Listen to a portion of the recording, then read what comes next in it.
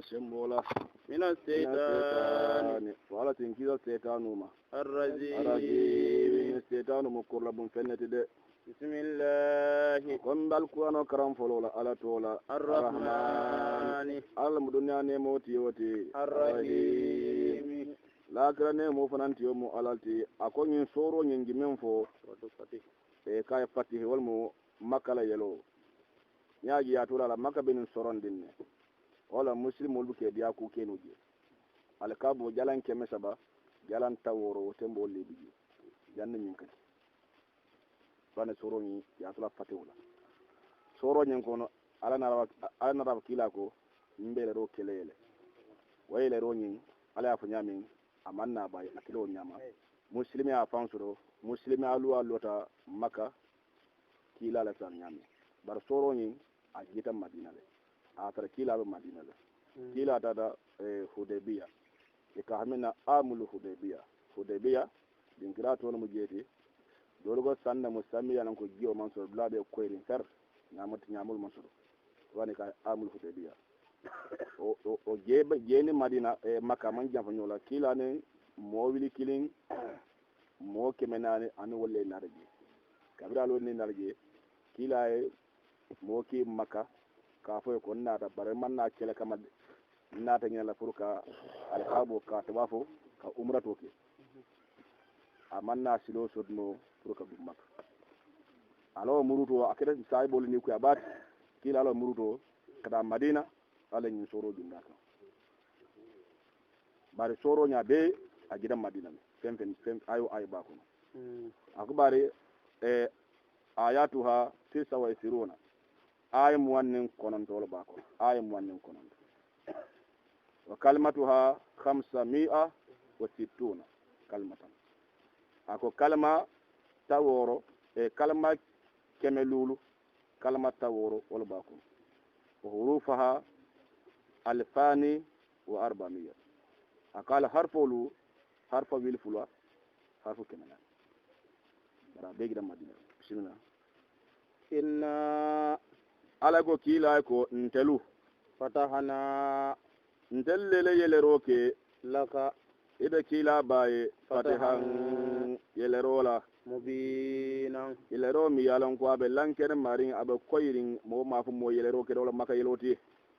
liyaghfira laka Allah minna fa alasi kafaro ke da kila baye ma teuna takaddama min tambita min zambika ila junboto wama ta'akkara anin min tuda koma ila junboto waitimma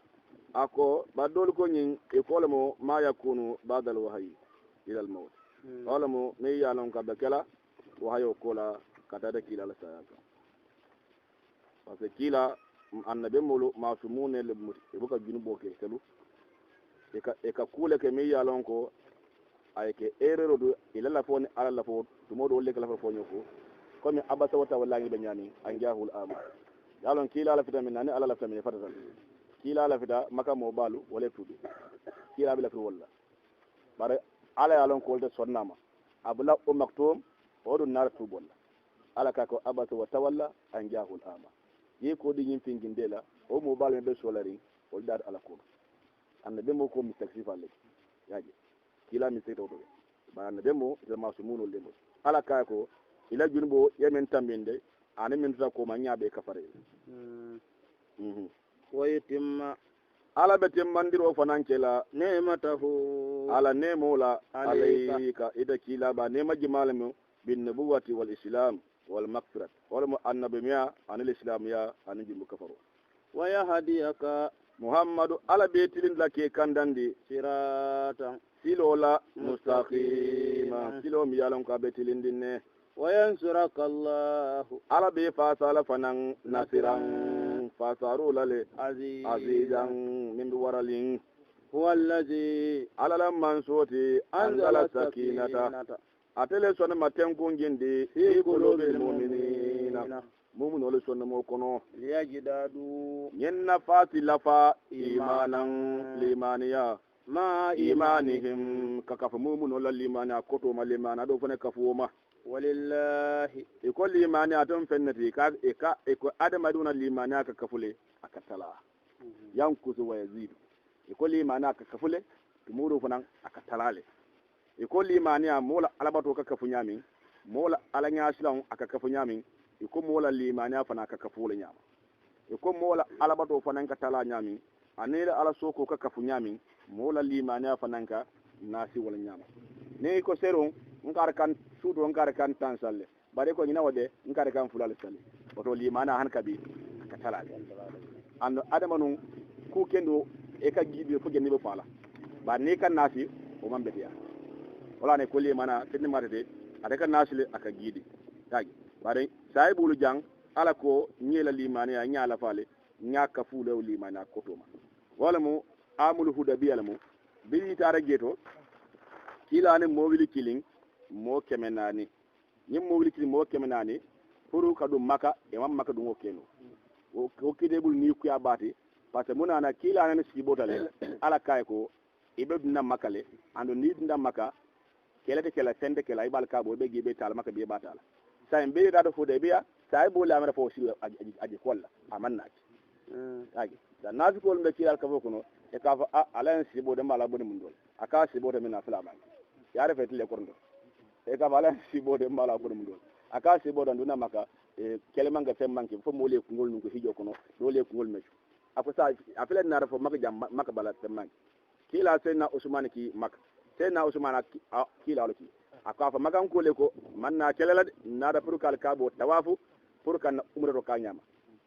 yaje e sayna usman mudagi e kila mudagi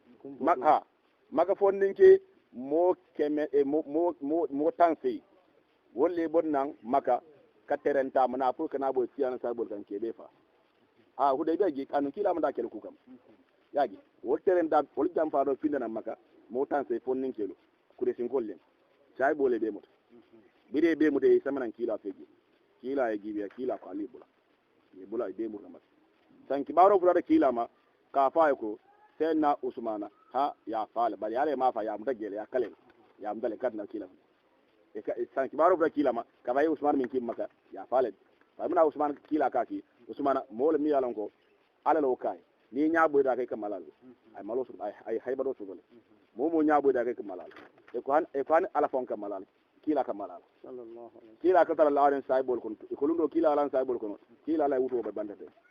buakar bi je omar ngil bi je saibol bi je bar bere usman ko bunda salama ne o kila alden ko so wal wuto kan hani kila kamalal sen ala la ko nya ala ku ko nyama kila ka ne kiji e buka ku e mama sanki kila o me ko e ko usman faale saibol fanan pare de kila na saibol ka kilo par ne pour ka boy makka kan ma si boy ke bere makan ko fano me dron e sen usman sen kila ka akbel kila makam fa walillahi abi alale junudu samawati sawon ke san sorda sol malakulu ala tamuti wala ardi banko fadan kan sorda sol mi je mumunolu ala tamungil bet wa kana allah ala talla keta aliman ala mulonna balati hakiman andu ala mo kiti la balte minna kito tilinta lidi kilal mu'minina nyenna fa ala se mu'minol dundi mu'mina kewlu anne mu'mina musulu jannatin arjano kono tajri l'anharu dalul be borola min tahtiha arjana yirol koto khalidina bada tola le muti fiha arjana kono wa yukaffira anhum ala be burkari kila mu'minol male sayatihim ila kujolu ala sabe buruka wa kana zalika mu'minun la kujolu ka be buruka woketa indallahi ala fege fawzan kanyel moti aziman kanyemi yalan ka warata wa yu'azzibal munafiqina ala be nafiqolu halakila le wal munafiqat nyim folo wal munafiki kewlu anin nafiki musolu ala be ngil be halakila le wal musrikina anin musrikina kewlu ala be halakila le wal musrikat anin musrikina musolu fulanka fa musolu azanina min yalon ko jikila le mutalte billahi ala la koto janna sawi jikjoba wala mbirin kila abda huday be ngindo nafiko dolbi je abdullah ibn ubay ni mo jama nafiko kono e man son kata ila njuro dande kilay ye muna jiki itele amera fanin kila nyu hudabiya ya amera fa kure sin ko ibe kila fa ni sa bol mo kinda sel madina o mo mira jo balat ala ko fo jande parce que ye miro minke zanna sawi ila miro nya jo abatale itela amera kila ni sa bol min dal nyu hudabiya naati ko ya amera fo ibe be falale more sel madina kotik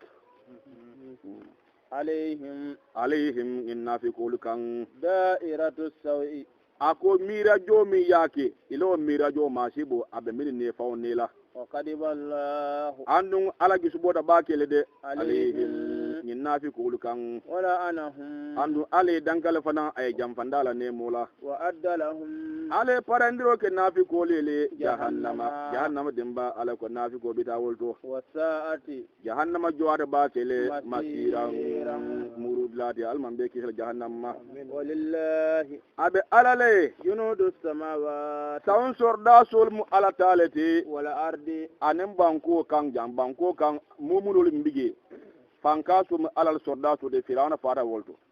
bere meson alal sorda so mu annabi la lutla mule bu marde walla banko mu alal sorda so de qaruna banko le gitati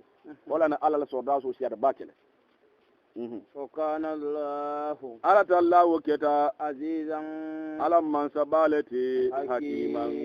andu ala la kito to bende bake إنا ala konde ala أرسلناك muhammadun daliyeki shahidan yake saidati makan kolla ko kane man tolla ko kala lakiralu ani duniya jang ومبشرا muhammad se wonde lal fanam mode kam mol se wonde arjanola wan naziran maslan dal fanam mode kam mol maslan jahannama la لتؤمنوا nyenna ni mol maslan ni fo mol si to song بالله mol si song ala tallama ورسوله wa rasulihi anala kila muhammadu وتعزروه isina kila de ma fanam fauna jolu kan وتوكروه ay to azimuhu isina kila kulya fanan ka kila la kuwo warande وتسبحوه andu si ala senani fanan bukuratan samunda واسيلا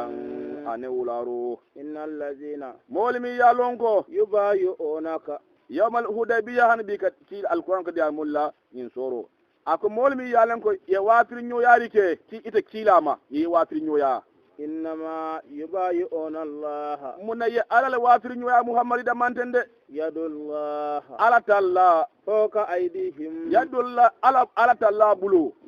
فوق أيديهم nim molmi e bulo wilinde muhammad e kardo wa fi may sonte ma ye ni ol wa fi ma ala bulol be bulol e santo tembo mi be bulol wilindi la فمن نكس a ele bulo wilindo ko la ka karto di kila la ki ni o wa fi ko to nyalo wala ni o tugi ni mo mole o fo inat na serike o ko la فإنما ينكس wo mare nas ndro minge ajun bona mantoro ala على nafsi نفسه aba fa one kan ومن أوفى mo mole timmandiro ke min fo ale ya ka nyama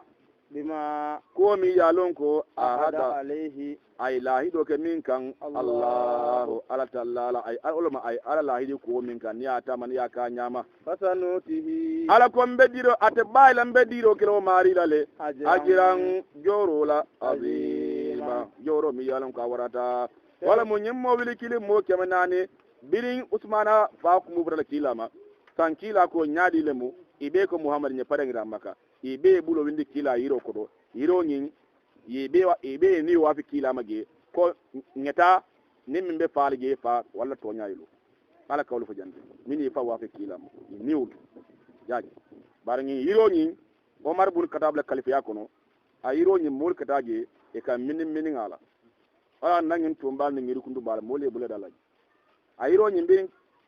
abubakar borje umar kalifa kono mole je muda e ko gra barka ngino laji e ko kado ko bal kala yiro ko e kana min a yiro la ka duwala kije sena omar ko mole alta yiro kundu akoy pare jalambato idara ya yiro nyin kundu wala na ngin tun mi dal sel bolo ka tron ke ki jefida mole gro tu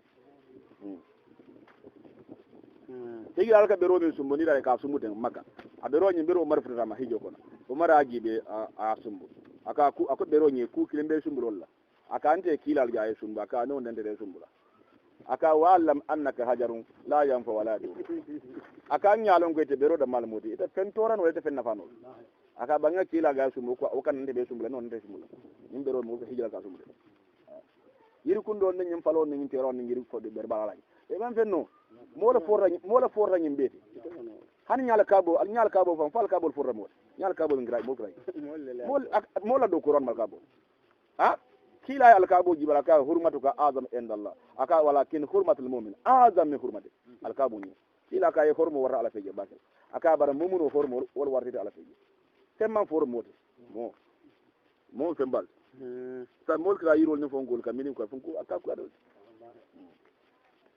sayaqulu al mukallafuna akonyin ko matula lusini bafola laka ita muhammadiye min al arabe min santo arabul kono sakalatina ibafule muhammadu ni aje manta hudaybiya birin ibita ni saibol ni mo wili kilin kemnane nafi ko bafule muhammadiye ni aje manta saklatna ayin solandile amwaluna ibafule muhammadu nan nafulu lebu jangene wala da mandanu wa ahaluna anin na dimballa kolin sola wala muta wala da muhammadu man finno neta fastaghfir lana ikafu kila go han kabin na tabali akan kafaro dani yaquluna ikafu kila kafaro dani toliye bi alsinatihim fastaghfir lana kana ho ikafu kila go kafaro dani toliye nafi kol manta hudaybiya birin kila na da kila man kuda madina ale nyim fasiloka aka ngilim manda ne furarge e ba fule ni aje manta ha na kudu na na fulu le janjani na dimballa ko bishari e ba fule kila ko kafaro dani nye na tabali aka ala fu kila siloka man kuda madina fulu yaquluna ibafola bi alsinatihim ibol fole newnu la de ma bari be min fola ten laysa a o mandara fi qulubihim e sonna mol ko rotiji kul ibe nenel kulli muhammad afoy ko faman yamliku gimal dum be maralo kela lakum atoliye minallahi ala la yang kado ma fona fi an temfenna in arada bikum ni ala la fita atoliye darran tora ko lalkan aw arada bikum walla ala la fita atoliye nafu an kamuna fondi ala fende kere min so bay alika min fo tonya tin al marra bela bal akila koye ko ala ko mobulage kana allah ala talla waketa bima ko mi yalon ko tamaluna alka min baratin kabiran ala ma ko lon nalati de bal ala ko kila koye ko bal ala ko mobulage zanantum ya ma saral munafiqin akuyatul nafiqulu alengi ne jiki allan yankaliba rasul ko kila te murla kodke nasita madina be fala hudaybele wal mu'minuna anin mu'minul fanal min tar kila fe ali amir wal fanan kinda sudle kono min be murula ila ahlihim katela dimbal kan ila al madina karamadin abadan buray wal mujifakil al mira wazina zalika yaw ko la jankundi fi qulubikum ali sonna moli kono wazanantum ha atel jikita janna sawi joba ali wal ketenge wa kuntum bari ni ajale njiko ke ali keta molleti qauman molle mateti buran halaki molle maluti aman mu'min lam yu'minu amalla billahi ala tallala wa wa rasulahu rasulihi anala kila amalla kila fananna fa inna ala konte atadna nge parendiro kele Lil lil kafirina kafirina. kafiroliye sa'iran dimba malala nyol parendiye walillahi abi alale mulku samawati taw maralo Wal wal ardi. ardi anem banko yaghfiru ala be kafaro kela liman moyile mumunol kono Yasa. yasa ay kafaro la fimiye wa yu'azzibu man ala be mo fana yankankatla yasa'u ay yankado la fimiye wa kana allah ala talla keta gafuran kafarlal mu alati rahima anu alam bala fala man sol fananti sayqulu al mukallafuna ñin nafikolu han bi ala ni ɓe ñoola ala ko ñin nafikolu sinne milyale manta hudaybiya e koma tuta sokuno muhammad ibina folele ko idan talaktum minal arab fo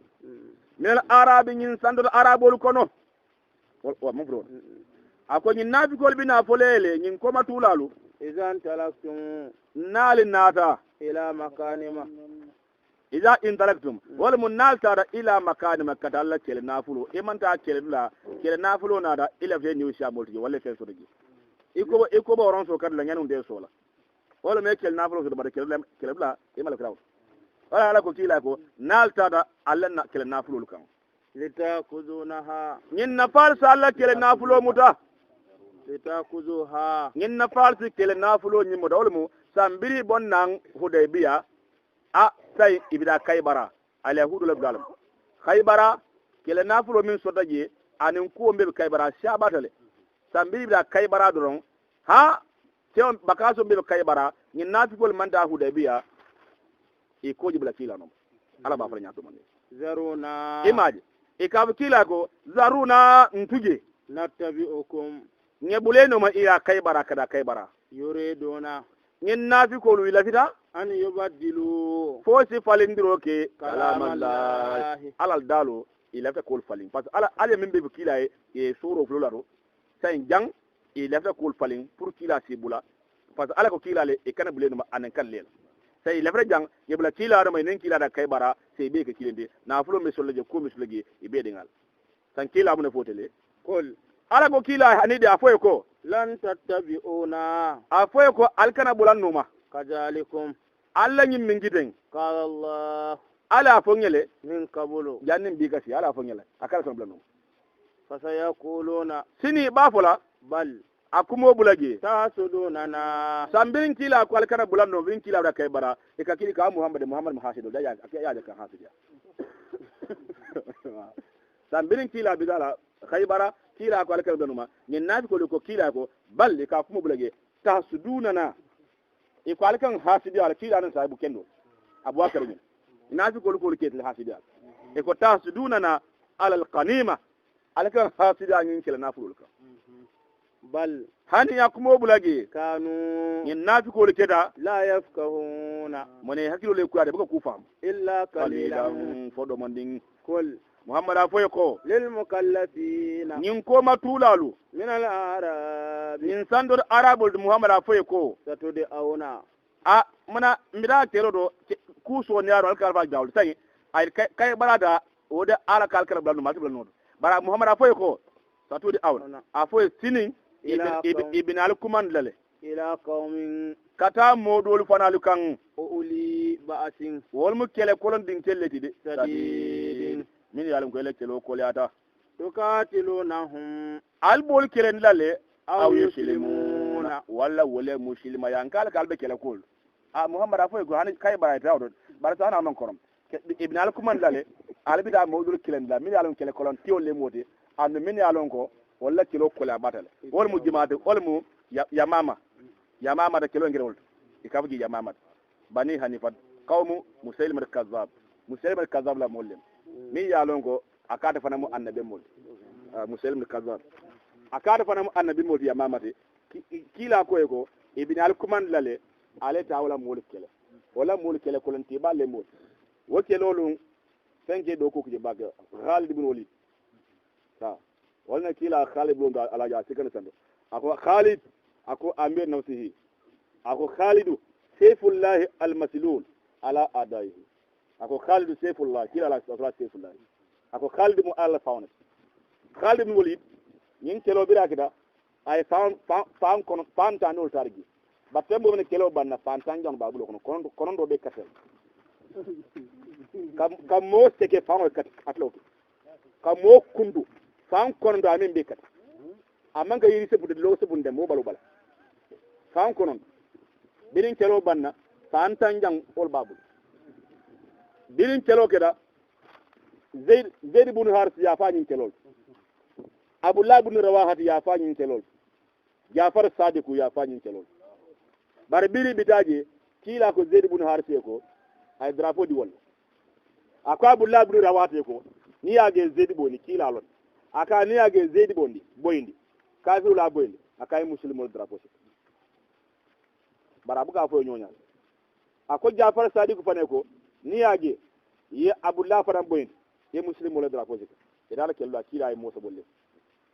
ni yama mari ala kanyen kelon ko itara ge birin kelo ke kila fo nyame ye zaid ibn harsifa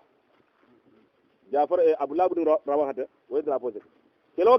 ke da yo fanam fa jafar sadiku drapeau jafar kelo ke ya abul babulo kundu adrapo sawda marabulo mo alnga sala alaji mo sonaro nindi no kubal sabet kelo ke ya marabulo fanan kundu ya marabulo kuna adrapo dum akabo Allahu akbar famba len ko do jafar sadiq kelaw kera kafir le parba ya fana bunna ya fa Khalid bin Walid lorani burbana da kila maki atle muslimo le drapeau ko kabira drapeau ka sansa muslimo le rawda ay bandi atle kelo ga kafir de bor ay fam kono do kafir balawlum fan tanjam kelo bangol trabu biri bon nan kelo bla dron biri bon nan kelo bla kila na ye Khalid bin Walid mo kinan so kono akwa fa Muhammad ko ye Zaidi fale afa ye Zafar fanan fale afa ya Abdullah fale ke wona ra ka ba dandere kila ka ko min tira nadi ada fonye wala ngafo ako kila fonye kila ka ya Zaidi fala kai ha kila ka ko ya Abdullah fala kai ha kila ka Jafar fala kai ha ako ashhadu annaka nabiyyu ako Muhammad to nya bilan sonda ko alele aka ya fonya me yakro yel be fa aka Khalid bin Walid dolen kina ko nya fo anat atena kilo fa kilo kany biri bonan kebla inar so kono wonna kila Khalid bin Walid ablumda ako Khalid amir nafsihi ako Khalid sayfullah almaslul ala adaihi ako Khalid ako ala fauna fanu Khalid ako Khalid fauna mi yalla ngabe busti Allah kono a jowlu kama ako Khalid ama fansu amirulati kaat bira drapeau siga kila ma fa siga bara ko ne asiga wala sa de ko wala korda kono nin tiñaru jikeke mi yalla tiñaru jikele kana fa ko suutiyo ma yamaru di folo kila ma fa khalde drapeau siga kila ma kila bara bira ge tiñaru be kila drapeau siga yaji tam korda kono wala sa de tiñaru be kegan atel ka fa ke bal ma yamaru di na folo dadaru be la dada ay be dadaru mu ala tale Khalid Walid asanna ren keloke fa kelo kali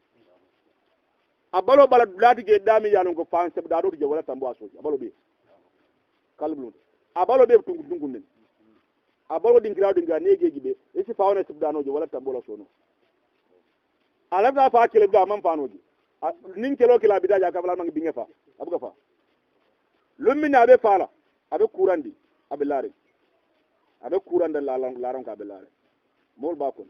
na meta mol giba ko akwa man ke ku ne ka mun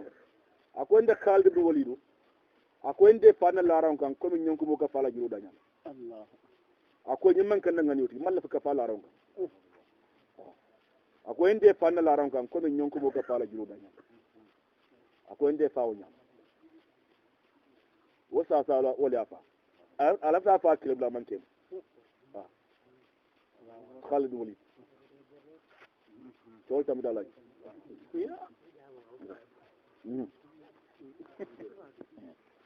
fa in tudibu nale kila noma yutikumullahu ala bi diro kila lale ajran joro la hasanan joro mi yalan ko anyata bak wa in tawallaw tatawallaw barnale al kodi kila noma satola kama tawallaytum komi ali al kodi nyami amul hudaybiya kilo komi ali kodi sifa min ke kila la alman son kila noma satola min kabulu janna katra bi katinu olmu ni amul hudaybiya janna katra okola min qablu janna katra bi kati walmu muselmat len keloni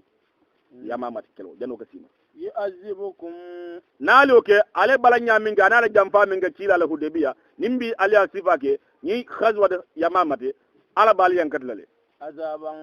yankan dola ali mi yanka diminta bake laysa alal ama bari amandara finginte kan harazun finginte mi yalon ko kelo sida amanta no kelula nyanda ni ko bida kelula te bennade ibe falal de amandara finginte kala ta bala kelula wala alal araj momin bana yalon ko asingo ka jukumale wo fana manda kelula ha amma fala jul min ke fan jukumande ke fan jukumande amari ama fan jukumande asingo ngindi molbige sendiminto kelo atakeno harazun o fana ma jurbu soto de wala alal marid sa to min fana yalon ko kurawon bala amanta no kelula o fana na kurawni aman jurbu ala tabala kelo aman jurbu soto aman yuti allah ni momole ala no masata wa rasulahu anala kila nudkiluhu mbolo dum dale jannatin arjanul kono tajri al anhar dalol bo borola min tahtiha arjano min lo fion koto ومن يتولى momo le kodi نعذبه mbo mari yankatla عذابا yankankato lale alima yankato mi yanka diminta bake لقد رضي الله ala dunyata ala kondanda ala ko merci عن المؤمنين mumun wala kuoma إذ tumomin يبايعونك yede kila wafiri nyoya inni yorula تحت الشجرة imaji iroko iroko فعلم ما safa tafasir ani ibn abbas gay iwalita safa tafasir ko oko mo kemenani mo wili kilim mo kemenani ni ibn abbas ko mo wili kilim mo kemenani wolle sonda kilama ke bulum ni kilay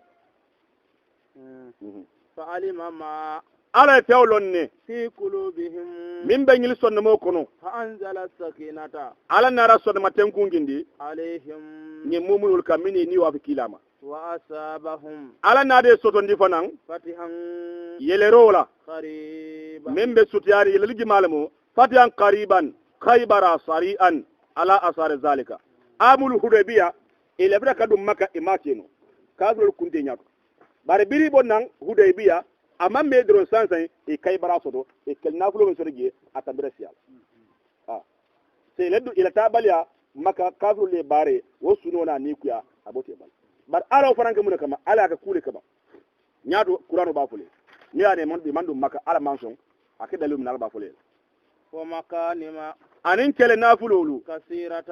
min siyada bak يأخذونها mumunolu albo mudalal kay barato وكان الله ala ta allah keta عزيزا ala man sabalati hakiman andu ala ki do tilda bake وعدكم الله ale mumunol ale nyinale مكانما kele nafulolu la كثيرا mi yalon ka siyada bake تأخذونها albo kele nafulo nyi mudal albulo fon alba sotla فأزل لكم ale hawjandil atelelele هذه yen kele nafulo wol mo kele nafulo jima ale mi hawjande wol mo kaybara bi bona hudaybiya tanse dar kaybara e kele nafulo jima sorgi ale hawjandi وكفى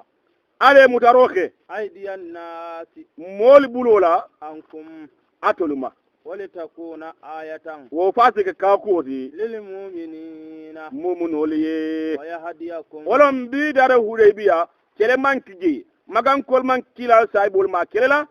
saibol fara magam kol ma kelela sulhu kede tema sulhu nyin magan kol ko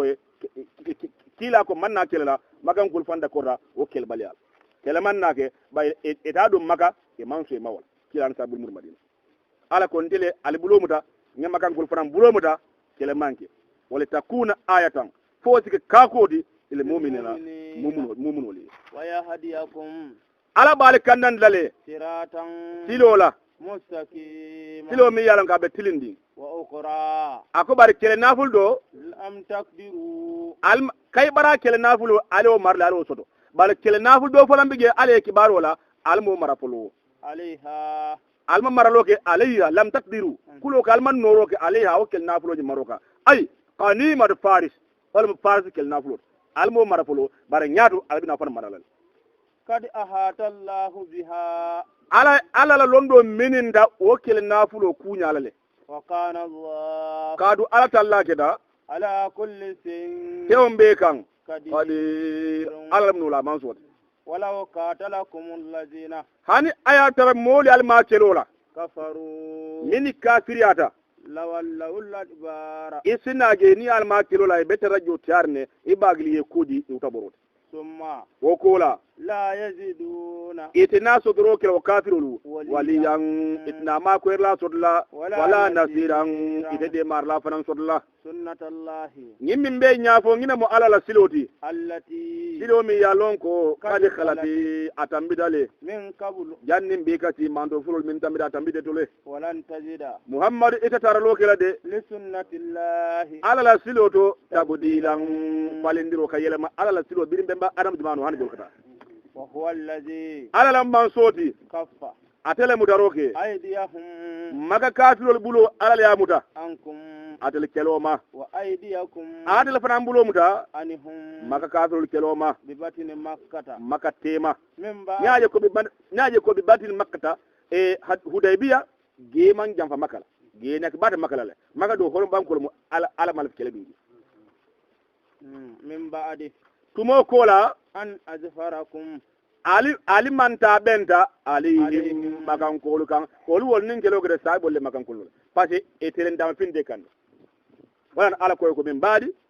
an azfarakum alla manta don kola alihim makan kolu kelo kan wa kana Allah keleman nake wa kana Allah ala ta'ala keda bima ko mi yalon ko tamaluna alika bara basiran ala mu gerra man solti de humul ladina ni Hudaybiya biri fudar ge min do fo sabul barni je bakele kolon bi ya kolon ya gio bi fa faja ya gio mi fa jata mi sanji man so ya kila e ka kolon ni jadale kila na kabre Muhammad na da ay sal gio mu da ay aladan bira aldan dol ko adaju tuba kolon kon bira adaju bage say bole biri iboje e jodo kolondat hane ibro wesi jobi akolo man jako de goni bite humul ladina nille moluti kafaru mini kafirata Muhammad ma wasaddukum nyimmagan kul wolle molti mini kafir Muhammad ma wasaddukum ya murundi anil masjidil harami horma jaymu alkabo alman futanoje wal hadiya alla hadiul fanal beyon balbulu ma akufan woli kida muda fendi an yabuluka ninna nisi fuda mahillahu ila din kirami ingenda kantela je ay man haruhu ila kanate din kira imam futanoje ila beyon mala be bulisi lokan hijo ko e ka beyon min fa o beyon be bulu ini manduno maka kurita minna ke kanda mankeno walau la rijalun ni konun kewlun tennu walau la rijalun ni atara kelin tennu mu'minuna min yalan ko mu'minu lemude al walid wa salimata bun hisam wa iyas bun rabi'ata wa abu jundali bun sahil ibn amrin nyilim wolbe maka bari yare tubi dale bari yele tubo nu ko makan kol male ala ko ni atara ngilla ku ondenno barsa nin kila wolwolum Hudaybiya ala ka kuke kulikan ne atara kila nin kelo ni mambayno nin kila ni saibol tare dinda maka nyilim muslimo le de bari le muslimi anugun makan kol male e ni be kukili bari yare itubi da kila wa kila madina kila sanin kelo bara Hudaybiya na atara fran madina makanu ibe ngil be ni kafru be falale parce que ibe ne kafru le italona wala ala ko lawla rijalun ni atara kelin tennu mu'minuna min ala mu'minu lemudi wolbe makka bare Muhammad ti mawlo wa nisaa'un ani musolu fanan bige min yalon ko wali sonda bari ba makka mu'minatun atara mu'mina musol lemudi wol fanan makka Muhammad almul fanan fu kalamuta lam ta'lamuhum imaji lam ta'lamuhum atul almulu long anta ta'uhum na sarge alsina wol be doro ay an taqtuluhum alsina wol be fa fatusibakum sannale ngili be fa asinalu soto minhum ngili fala koto ma'arratun suno alsina sunala gola alle fa ko alsina lan ko yaram ngeni fa muslimo le mut bi ghayri ilmin atri bidal be fala alma lonu so dele songo kodo lidikilalla nginna fa ala sidundurike fi rahmatihi ala nemo kono may yasa ala ta medu ala nemo kono law tazayyalu ni konu iboda nyoto law kharaju haula almu'minin min bayn azharihim ni ayatarnu ni mumu kelu ni mumu na musulu min be maka ni ayatarnu i sondale nu i biri yo songo minge i findi tanu maka kafirol konalu i bode fayi maka kafirol be fayinu na ta kelu nyamanu Muhammad mbesiro bulale ale alifa bari be konale be nyambe ngi law tazayyalu ni ay law kharaju haula almu'minin ni kono ni mumnolu e findita makano la azabna allazina nadra finda genun kafiro da mal maka la azabna allazina ala ko mbam mulu halakilale kafaru ni kafiri ata minhum ni makka kafiro kono azaban yanga katola aliman yanga kato mi alam kadi minta iza ala allazina tembo minna e keroke izi kuma min jala allazina mulu keroke kafaru mini kafiri ata fi qulubihimul hamiyata isonmo kono hamiyata fawarola hamiyatal jahiliya fawarola jahiliya fawar gimalemu ni magangolu femme bandamili kilaye iko kila de na alkabo kono femme dungala ka kundu kila nyado iko ni Muhammad na dun alkabo kono obe jangen na surnalo ni bango karo belale kafu ko Muhammad na almudi aduna magangol man kuteji iko modle malbal alkafu la hamiyata jahiliya kafira tidro na wara kenza mafada فأنزل الله ala nara gindiroke سكينته ala son matenguna على رسوله muhammadu kawul malakilati وعلى المؤمنين ay son matengun ginni mu'minul fanankan وألزمهم anati isabatindi كلمة takwa ala nyasila hukumu wala wala la ilaha illa allah muhammad rasulullah kumudi وكانوا mu'minul keta أحق بها hawala ma la ilaha kumula itilli tam la ilaha kumudi hawala ma da kumula le وأهلها andu itilli fanamu la ilaha kumudun ke duniya and lakira وكان الله ala tallahu keta بكل شيء kewbe kew عليما ale ko be lonne de لقد صدق الله ale to nyandiri kele رسوله ala kila bala رؤيا ala sibo بالحق to sibo ni anarake to nyalati de لتدخلن المسجد الحرام kila sibo dala sibo kono ala kay ko la tadkhulanna al masjid al haram ala kay muhammadu albibna al kabo kono إن شاء الله nadiyata ale aminina ala kay ko albibna al kabo kono alla mana toma kelete kela histoire de kela sende kela galanke mesaba tan woro abebe finda jabe de ka selgi albibna gi alla mana to albillari al fanna kude kela sibo kono le ala sibo ni ko bila barda abo saibole be sewol tay wala nabi yahude biya saibole amra fo sirole ni sibo jik e manna dunoje e ka kila kuma e ka balan sibo de tabarakallah e ka vaka sibo de mina man e ka fo mala sibo bondul e ka kuma katare natikol fo mo kelo fondo be muslimol kono il a fait fondo so mo nyal parce que tilano sirole mu nyim fati oje ka manna ke ala kila sibo ni na ala ko albidna makale kele de kele albe jetal aji olu wolum sembombe kafir al makka olu wolum magan ko jarinti ambela olu wolum saibol do ambe saibol la obe kelol nyame wuke jakale ala ko fem be kala lawo la be kala ala tan ko be bar kila bilarin ka be kala abubakar ni bilarin ko ala min fo o to bala be kala ala ko albidna al kabo kono alla manatuma muhalliqina albe liro kala ru'usakum alkum lale ومكسرين albe mekiro fana dolbe kungol mekula hijo ko nyum fulo ka hijo ye kungol ko lame dolbe kungol mekula لا تخافون anun tembo min albe nyinkela maga sibo nyingon ala yimbe fukira ya ala ko la takhafuna andal ta silal fana فعلم ما ale fewlonne لم تعلموا atel mamillo ale felno ala lan ko be kelele lam ta'lamu baratel malon ko be kede فجعل tambiri nyim kila lumina hudaybiya ani mowil kilimo ke nan kayo targi bar sa nyim fati umaka lumino be kala ani mo jël ala jolo de cela bon tonya wolun kila ni mowil tan fulata lumina ba bol madina kada makka fati umaka be kala ani mowil tan fula kila mu ne silo sila kada makka ay molle sindabe pour makan ko kada information soro ko muhammadu dun kara bina jana pour si dunje fuj atan terenta mo ko silo sila bar madina kana makka nim fano ke suudo molle ka kana suudo molle ka kana pour kibaro kana bonangi kafra makka pour kana lon ko kila muhammad bin al sabe kilimbige a sabo ni ate le soro safi ay le soro safi a di muslimuna muslimun le soro ta a ka kungodo a kuntingo de baka arin de berkaro de nyot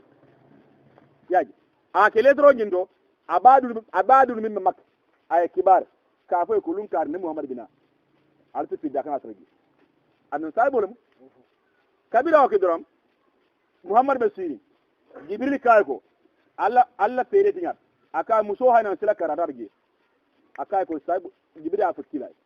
sai na lungi ni borbata da idara sige yanni muso ni gafu ya saba olbe sire siloka pala muso nu finde kan e fi de kana e kondo ya aride e ka min do la bon muso nin ku wayinte ala sago bon alkaze wode be ko gibe ke man fengi ala bla be ko ngoy man fengi sai na luka ko wan najmi iza hawa ma dalla sahibuko ma gawa wa ma yantiku anil hawa in huwa illa wahyuha sai na luka muhammad buka fani afa kale to be bul aka ni ma bona kan be wural ko bay wuru nyan aka le to be bul aka muhammad ma andi ko anil hawa mutin ni wulo da ko almbat amura yiro ko ma ala kalo bonde a de berkalo sula letro bonde adi ikacha ikasuko sena lo ne lero kila sa bonyin kuma aka mune dunina sai bonyin ko muhammad aka ako muhammad ko amanga ko ngi jamfa walla mursale walla lebe kafru le kada ka wonde aka anda wondale aka anda famiti madina aka anda famiti makale aka wula na o ko yin mo fidi andum badu mo chambadu mo leti aka ni olde fata aka suna kide wala aka nya ko da malkam aka bramanga ko be jamfa Omar ibn Khattab al-Faruq ako muhammad aka found na ngala bang ako muhammad aka fembe wonda ka found na ngala bang kila ka umar mahalan kila ka umar an kanogo aka nyindar badr aka badr nyindar gele fembe ndar badr kila ka bi dar gemal nin ke non kila ko umar atije atar badr kelo aka ma ke ku barata badr aka kana ku ka badr kelo men men darge mo ki meta mawta ni saba kila ko bele bi darge ku kele ga nyoman olun na mulundi nin sabul mo ki meta mawta ni saba mo be kono ibe jibril kuma kaw mo ma mo jibril kuma de maliki safanu na kuno o kad samiya sahabatu kawla jibril ya hazumu aqdumu bil mazuni ako sabul be jibril mo wolo abinaga aka fala suwi tareta de ako kadi sami sahaba ako sabul bilam ako ruunul harbi malki siko ako kelonyi ako badri ako somanda pusero awilta ako sudo non somanda ibuke bonyo Allahu akbar ako sudo non somanda birim pusero wilta ako ibuka ngir bonyo ibuka alam foybe somanda ko no fo bularo ko ku gere badra nyoma ngelo wala an kila ko mo da yabi argen wala yin ke non kila ko umariya aka ta badra kilo aka duji aha faza ala nare kero ke min duni zalika min man kan hudaybiya fana gemu yelerol bara mu yeler nduna wala ne ikafran to yeler wala bar kadi kelman kije temman kije yaji muslimul mur madina kaful ikir maka wala nako fa jala min duni zalik ya min man kan hudaybiya kelo ni hudaybiya wo kola ala bina yelero kela fatihan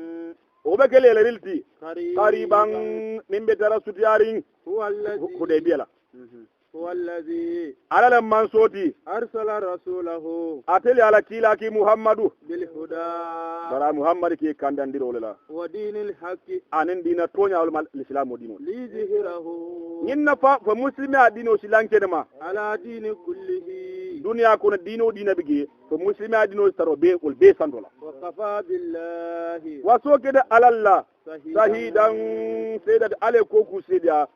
do mantaro jella muhammadun sallallahu ala ko ja muhammadu ni aja ma fa ayuha nabiyyu ama fa ayuha rasul pour mol kan damere fa be kila dol wala na ko ni bak a tof akoy muhammad adi maduna alson dal manson allah ta almalla ginol allah ta almalla malaikol allah ta almalla ala ko mba ko ndal ma ko muhammad rasulullah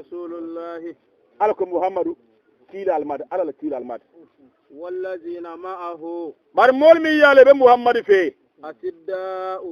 wolum mo kolemba leti alal kufar wa huwa umar kana sadidan ala adaillah qawiyan fi dinillah nasiran li rasulillah sallallahu alaihi wasallam aku asda abu umar ibn katabulam umar mo kolemba leti kafirul kan umar mo kolemba leti kila de makan umar musemben tubatul islam dino kan ananabi ka ne ko se ala ko katafal wala kala kol ala umar ibn kalfal wala nabile jongol mutabaddi keloro kila yininka mota warawla akwa abubakar ko yemune abubakar ko nyimo tawrawlo momo keminan yaaju ngebula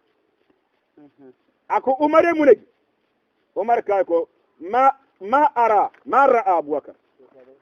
aka abubakar min janinya min yaka muhammad fatal aka abubakar min janinde min je fatal kila ka te mune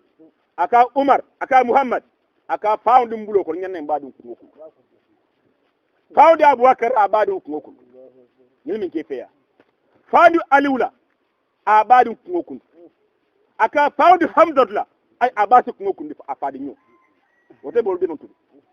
umar ko muhammad ko hatta ya'lam annahu laysa fi qulubina mawaddatu lil kafirin aw lil mushrikin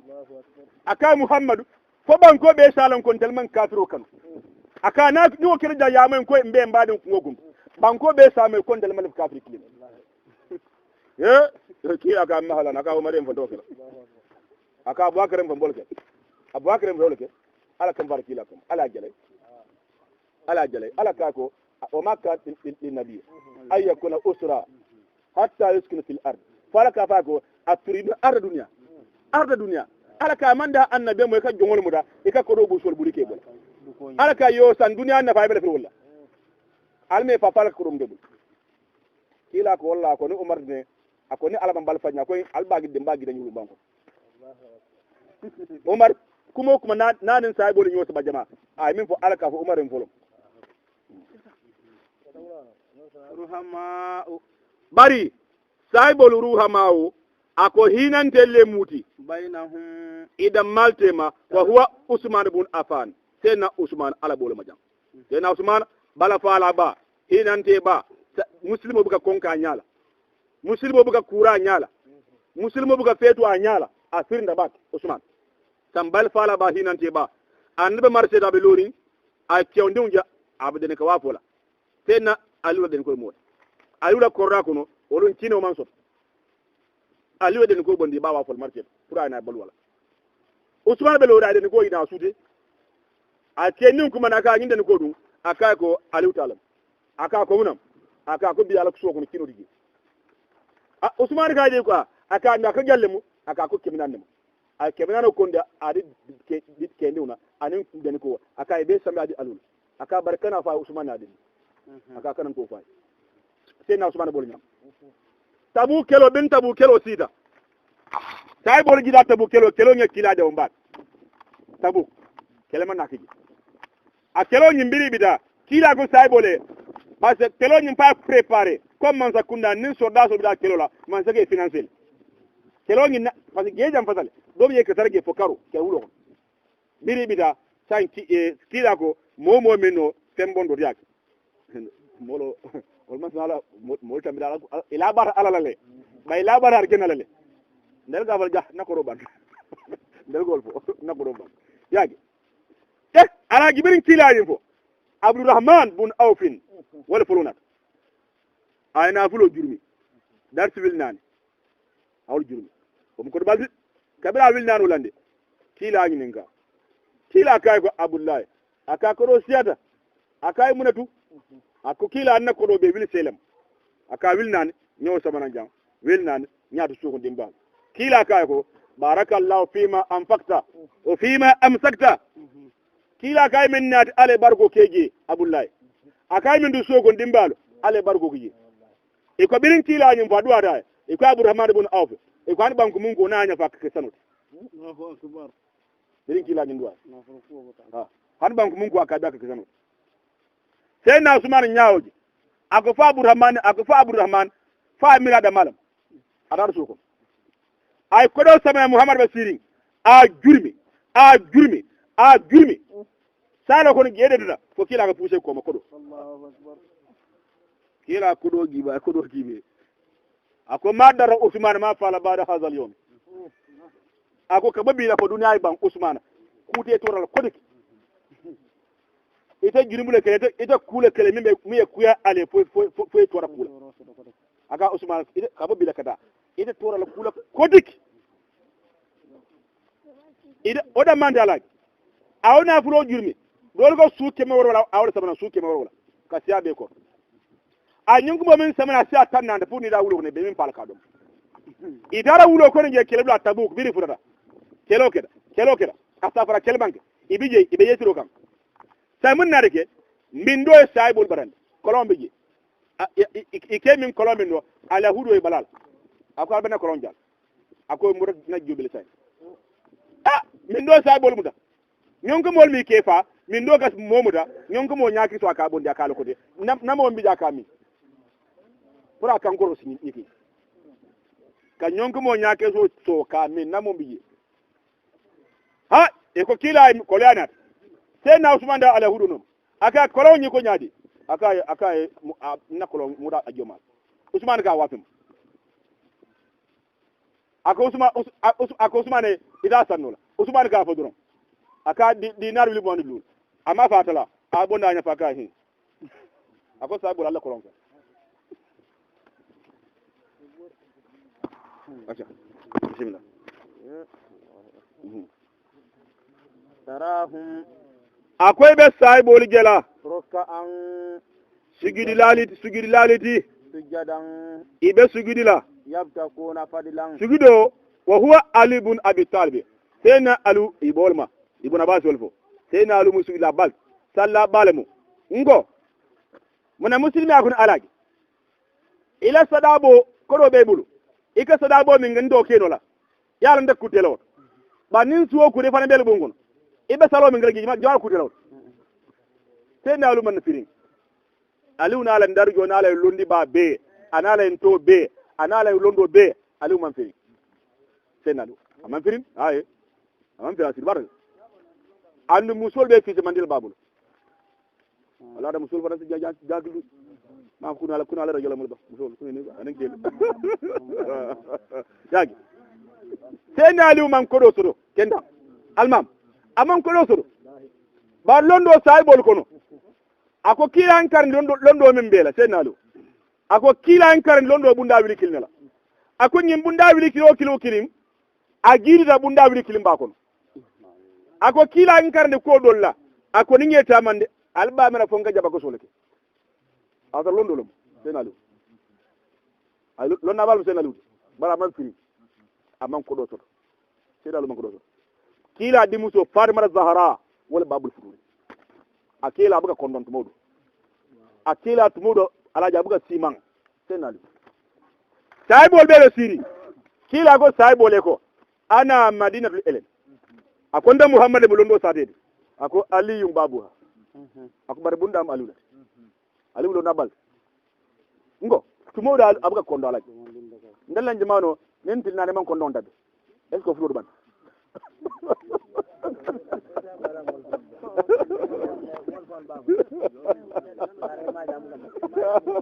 oh ya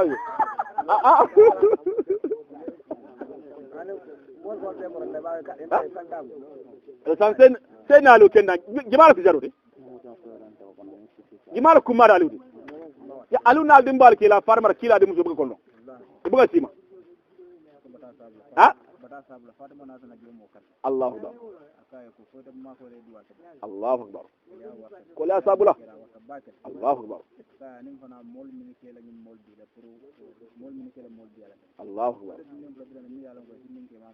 Allahu akbar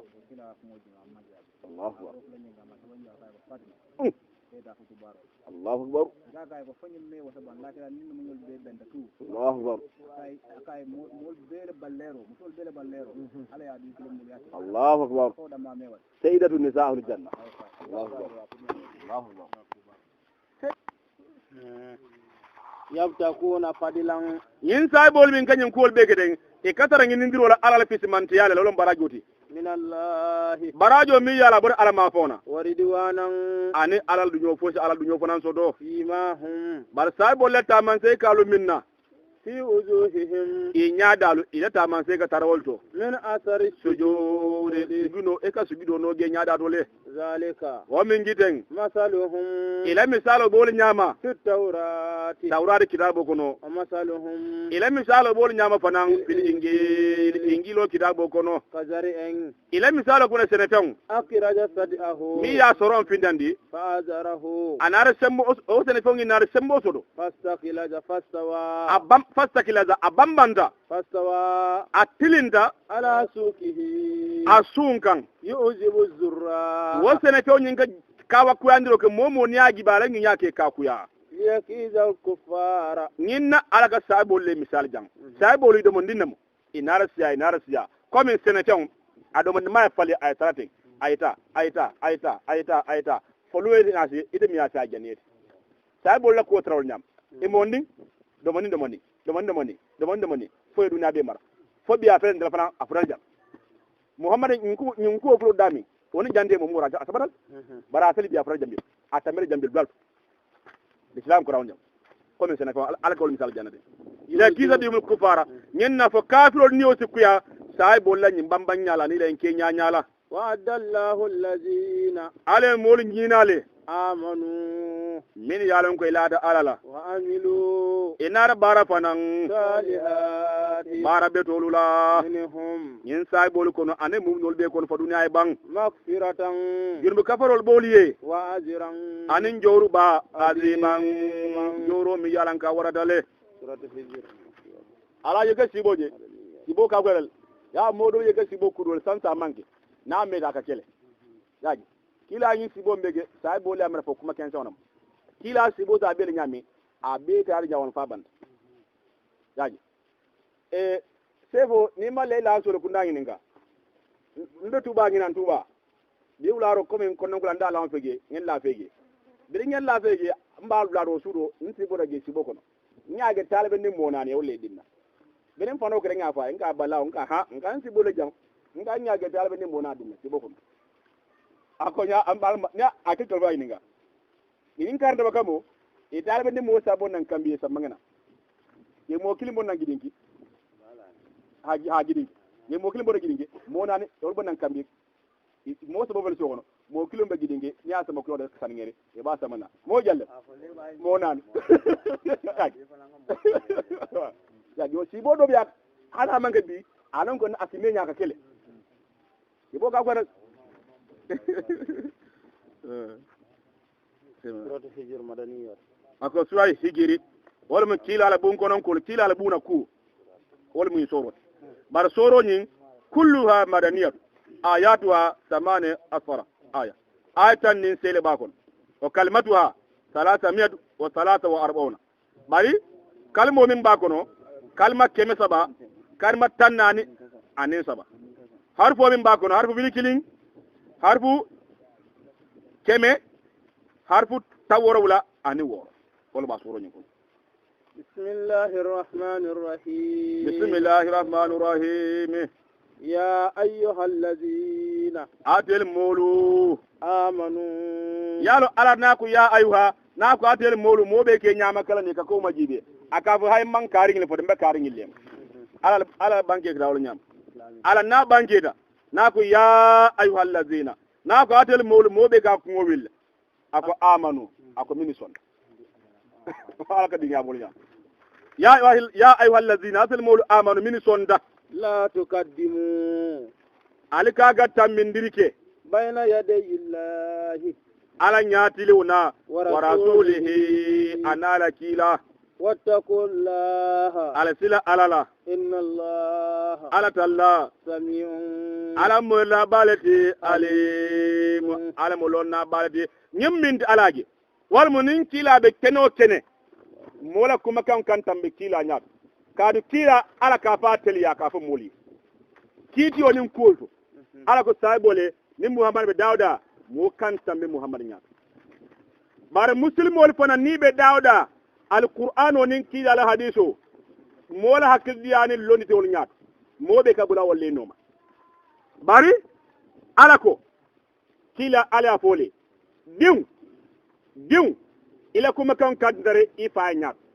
diw ila kuma kan kantare iba nyat talibo ila kuma kan kantare ikarmo nyat ha nilla da faru ban dafen ba me karamo safo da tule kange na bi janda bugange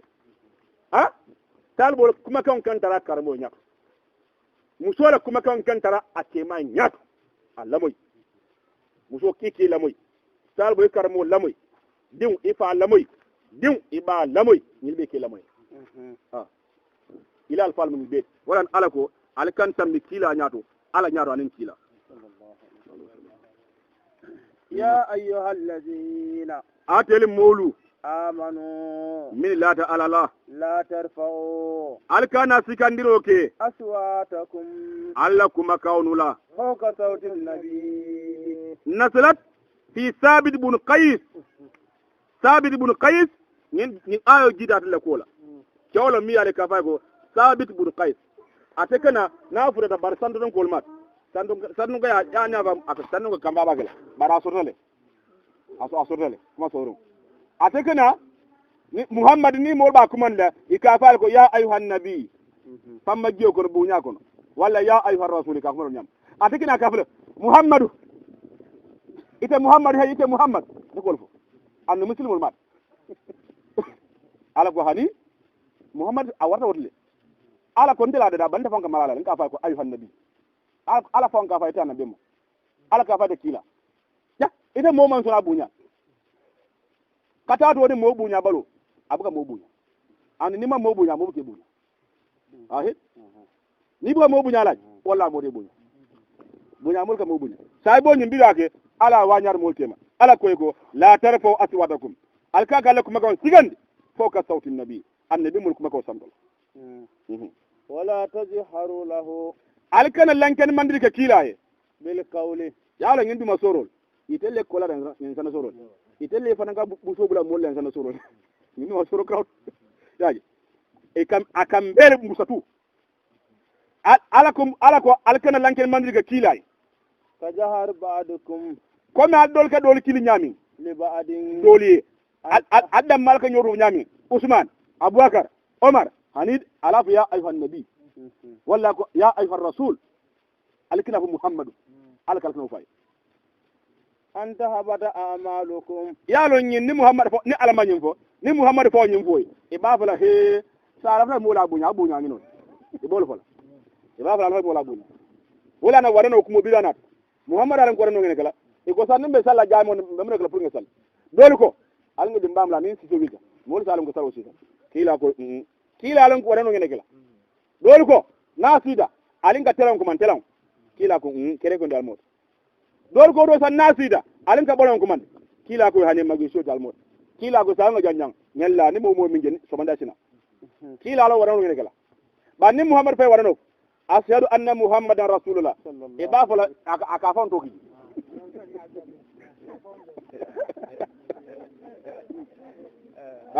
iba fala ya afon to ki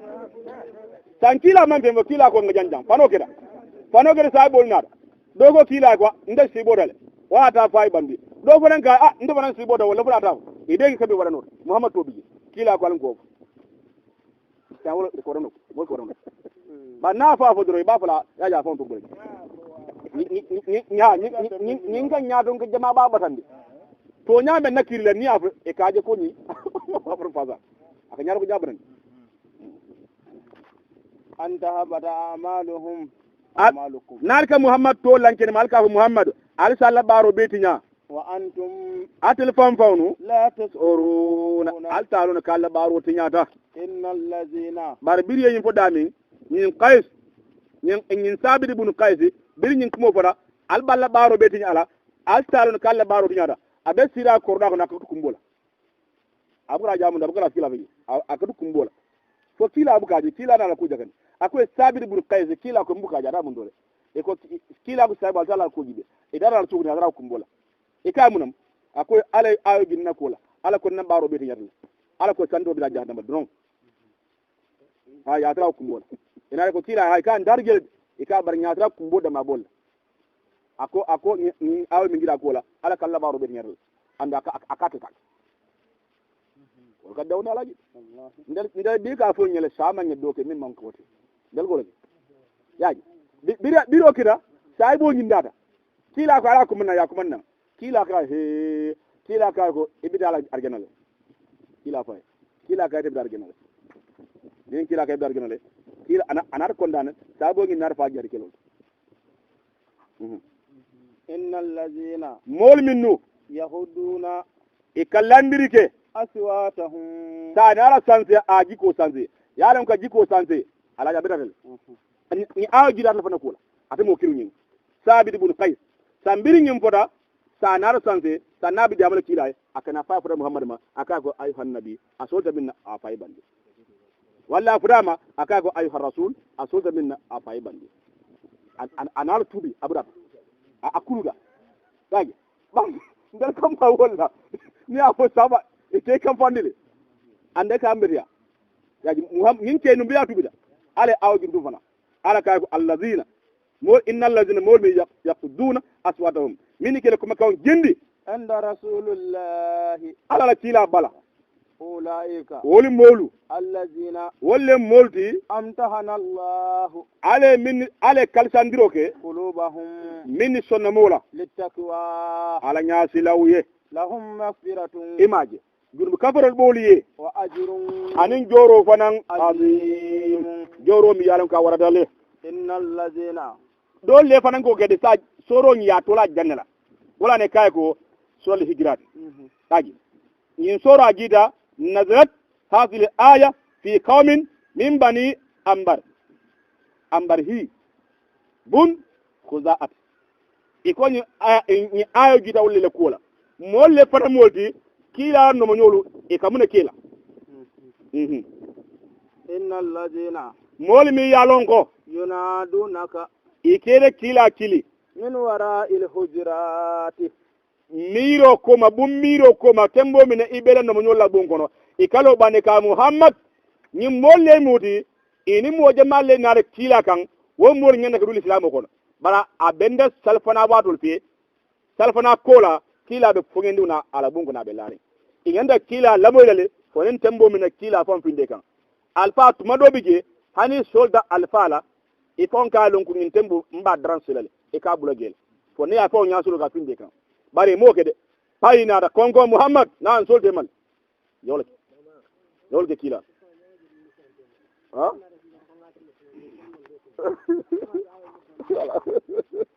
yaje to jala alqur'anu ataba da mo da malla anda misal da fudna ban yaji sai ne mo yaran ko nya abi tembo mi ni nyama abin dan kunna bara aba barandale o ma da hulete bari yaran ka ba barandale ka tuje yaji sai nara o salfana wa do kila ko inuna inda kila kan laban bi da kila kan kila won to kila finde kan akoroka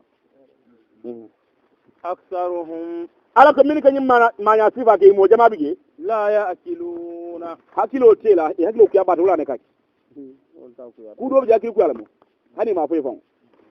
walau annahum ni ko ni nyilu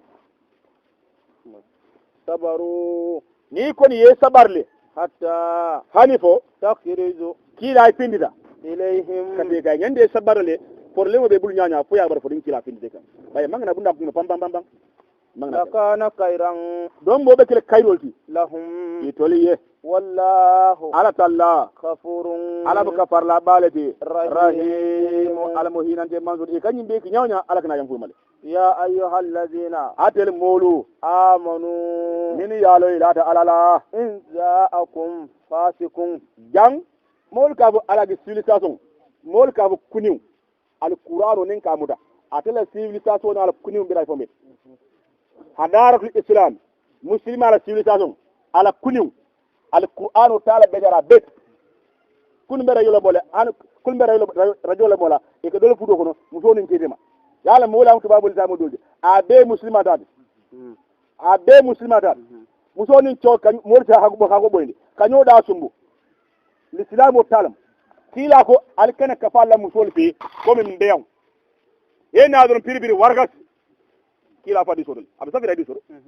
kila kala kana dew ne ko akwai musu hani adara sino la kila afle kun nyamaro je bakki wa ko ibu jamo le e ko e ben men bu jabe tonya akuni akwai si muso balo mo si kila afle mammal balat ka muso da su mu kila afle ka muso balo mo si muso balo mo si kila afle kenya di adala muso nin kede mo kila afle kano fo anga dugol kila yimbe fol bari maje muslimol gafo amuro ya mo tubabu salma adal islamu tam Allahu akbar ana fitum daj o fo man betiya kunu nyaale ale radio la moy imaje kuuro kerege nyam kunu moji ma radio la moy mi yalo nga bita muso min nadu ndatem parce que kila men bay ibu ko leke yaji ha ana tale kan binaba in anin kibaru lo kubalo fatabayyanu ningi dag munal kula kedo mi kafa walid bun ukbat bun abi muaytin adim ukbat de ma walid kila ki pour kada jakko mutanan bani harisul bun atata auto ataman fuda bila asuman dawalla awliya sinyamen do amurna ako kila ko nyaata wolbe murna kafira kono ile joro ni ko ben fala ha on pura ful sabol pare de do so ci ko bi da karabul ke be fa ala ka ko hanide way ngia ko fasiku bina bay fata bay ikaja ninka mol kuyandi imala muni kuyandi ini moka kuya imala muni al kuyandi parce yela kuma jolo fay ye faranta fay anu sai na liwa fo akoni mona da ayela kuma jogo moye aka ke afote mi aka long sama be ta fala doli fanay afina li ni moyle kuma jogo moy bi ako ake mota fote mi ako sama abe faranta fola doli li bar say muslimo alquran bra mbe kurinda mbe kesiyandi pour mol kan maranyoda ako salbu munikala fata bayanu ko ni vérifier ya kiskisi foyta ya lom munibi bari ya foyta dami piti ko be kiri ni siata sanan jamanu mol ka butu nyoma imala mune butundi mol ka kuya imala mune kuyandi mol ka nyosodo imala mune sodo kare mole nada ayasata senaliko ni monara akoy kare nginni nyum foyma aka bulo de kasi ya mo ki ka taf kare nana ta na funge ke ba lonje mo ga moti nya feji ni ka kare nginni nyum foy aka fo si e ka karam na ka fini ko maka itir malu song adadi aka mo ka ta ka na afwa aka afwa tarabia ko ka fa ikaje wole ko umu fasol funyanda ba ni onde mo ka kuyale ini mo ko ben sade gona ite fon karo nyin wallahi enna ko ma fon ngeli mo ka fa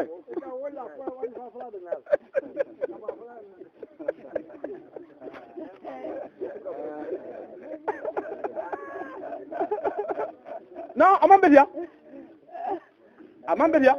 ne mo la kumo afa si tak na ko si ay min ne ko ka karna na marina da ika kare ko ngin ngin fomma walla na be kiri ba kalam dalal bar ngina al mamu ka ngal mamu ko nka ala jo ngin ngin fomma al ma fana kidi akuja ala jol fonyi na na ala benda dron na ala gidna ala anya fayti ala fana ka bar al mamu de nyiwa de muka krawlo atar moli ala gitinya al mamu muslimo nyam fo ngin na da ambatat aka masi ba wulu wala ala mol kurindi wa in jaakum fasikun binabay ni monin kibaru na daga fasiko kibaru yin kiskisi wa ya verify fol be keri wala fo de keri ha molula bizahalatin katu lombale asabula bila fo yete malam fa bol nyama ifaran dara ku ke mangana mingila samune binakela fatusbihu alsina laban alama kuokan fa'altum ale minbara nadimina isine bulo podi yaran kare flam bla ma sibo kono kare flam dunde mangana mingila isa ge sine bulo podi wa alamu albi alalo mumunulu anna fikum abali konole rasulullahi ala kila law yutiukum nale kila no manu fi kasirin den jamato min al amri ku nyalto no law yutiukum ni konu kila katel noma fi kasirin jama bato min al amri ku nyaadal kam be fo kilay la anitum wallahi albi halakila ala barsan yalan kilar jalay barsal qur'an bi jani yal muhammad fadal mi alma mal qur'an fele say al qur'an dal fana mbe example to ala yaran bi qur'an nyim fonyele nin sam moya sifa bo ya fani ya men dala e nyim fonyala jele ya ko werete folo kilar baluri ba qur'an fele say ya qur'an atal muslimu le tombe nin ka haglo duaro wallahi molta dina nyol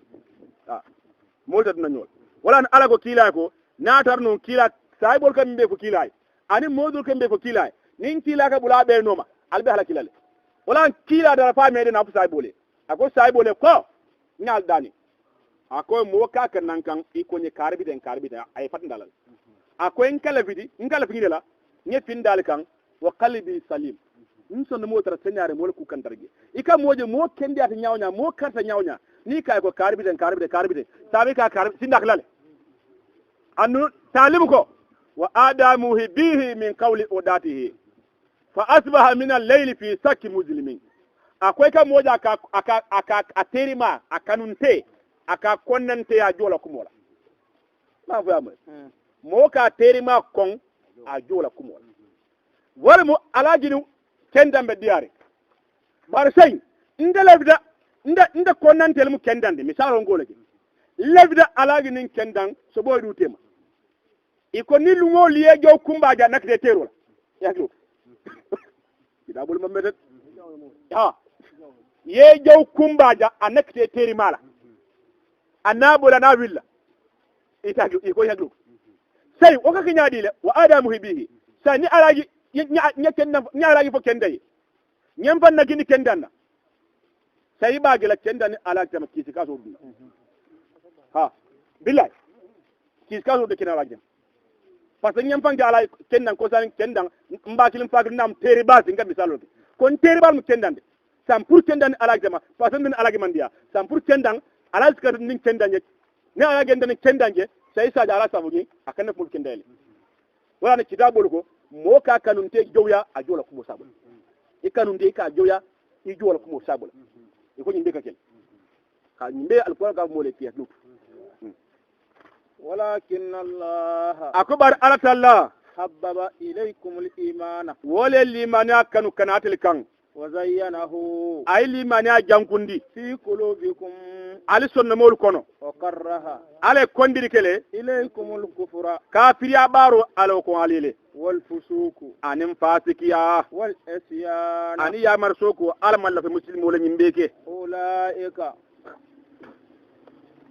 woli molu hum woli fam fawnu ar-rasiduna woli mu kanda molti min buga nyimanya sifake fadlan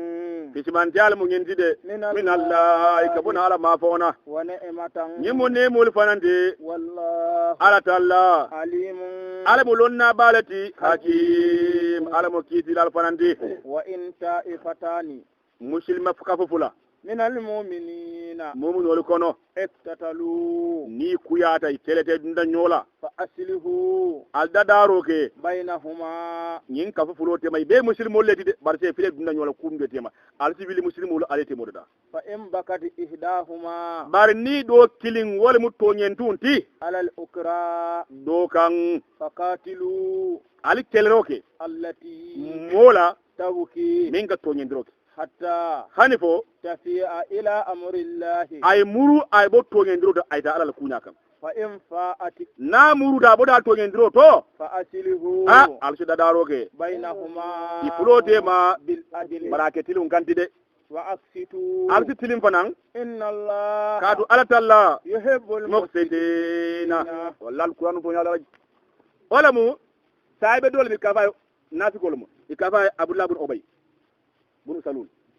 kila be falo ko kila dara feji birin muhammad futama abulo kanun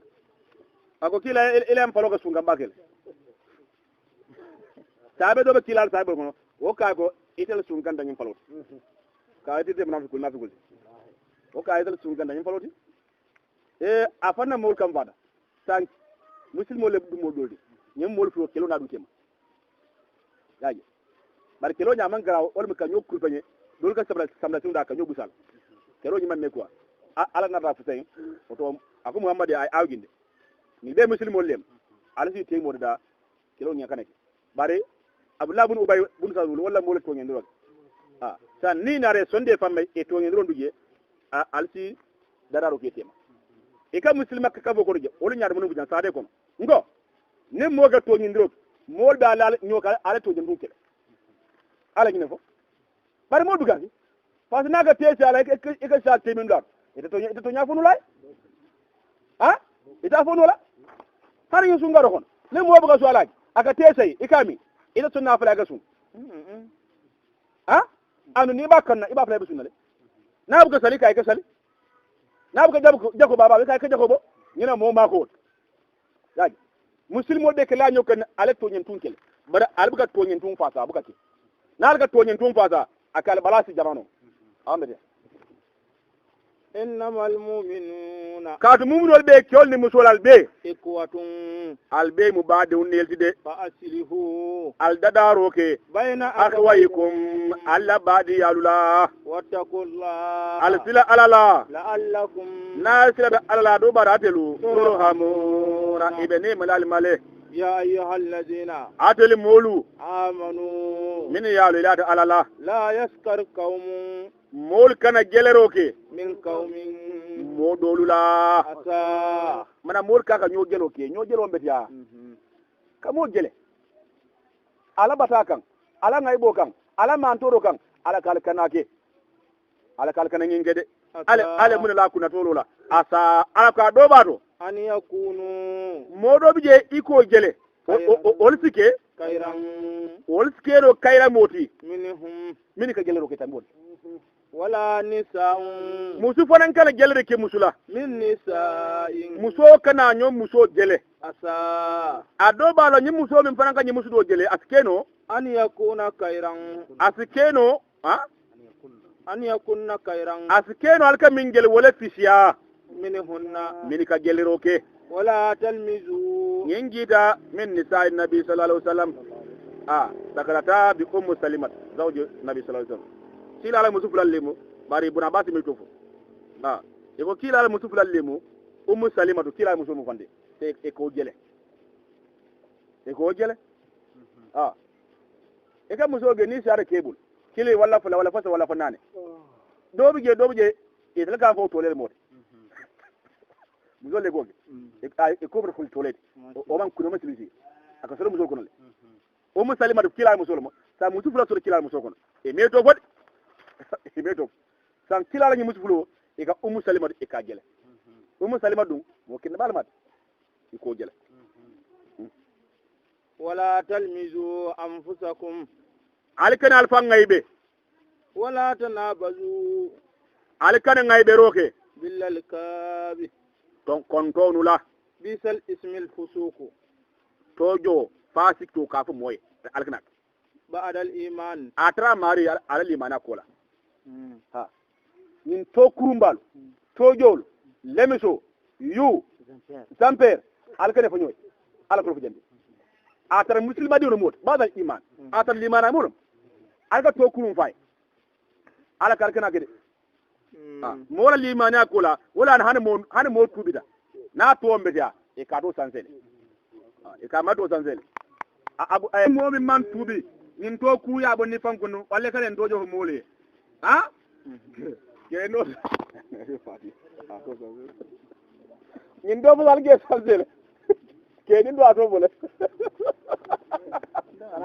keno na to bole kamuna ika mo do fa nge abuga die buru foni mo ko ngenen to bole wol ka die to bulu ay ke kam bandala mo ka to bo e ka to afula ambedia ala ko to ngen tu ne molti ya ayyuhal ladina atel molu amanu min sonda izitanibu ala jamfa kasiran jama balade min az-zanni jikodo inna ba'da az-zanni jikodo bije ismu jini bole mu wala tajassasu bole mu ko kuni ma lo ko ay kanap ahet yale ka sataru jak dia bab bar lo ko ade madin kumo mi yalo ta to ita fo bayla lo ko ay yayo ningen bannen ka muldal fado kile ba ngin nyal fado ka esesal sun karo lo ni bitema nulun ka gila kayen wallahu alam babu en nyalal fado ka fa esesal bismillah bismillah ala ko alkan nyo wis wala yaktab ba'dukum adol kan kumaro ke ba'dan dolula ayuhibbu ahadukum muna fa do kilin sin na ado kilin sila fin na bang an ya'kula lahma akhihi nin na ye badi un subodu ma be baluri maitan afurema asafura afurema ibadu ye fa abelarin janne ka bade ya subo kundu ya dum ala ko faal ko no kilin bele fulolal fakarihtumu alko konne wattaqullaha yaji ya alko konne wodo sate dawda ni kada sige ke badi un tinya a misalo ko ni ke badi un subo kundu ka dum a misalo mol ikata si mol kono ifon badi ika weswot iba weswesula iba kumala iba tinyala iba mol gitundala asre kamin ifon be sediarin ka to nyama ala ka misalo ko ni badi un fada ima samba kabru do fulode abilani bungono ye murote ka subo kundi ka dum muna mol nyaba sonnola mol sonnola annu ala ko molti ki nundo kila ko nimmo ibe mo badi una kumo fola ni moli aja abadum findana ikede kafa abadum fele barbi ni mo badum binalale ala kumo fo kadiya molbu kada atle ko fonga silo wala mole bulano masilo nyinga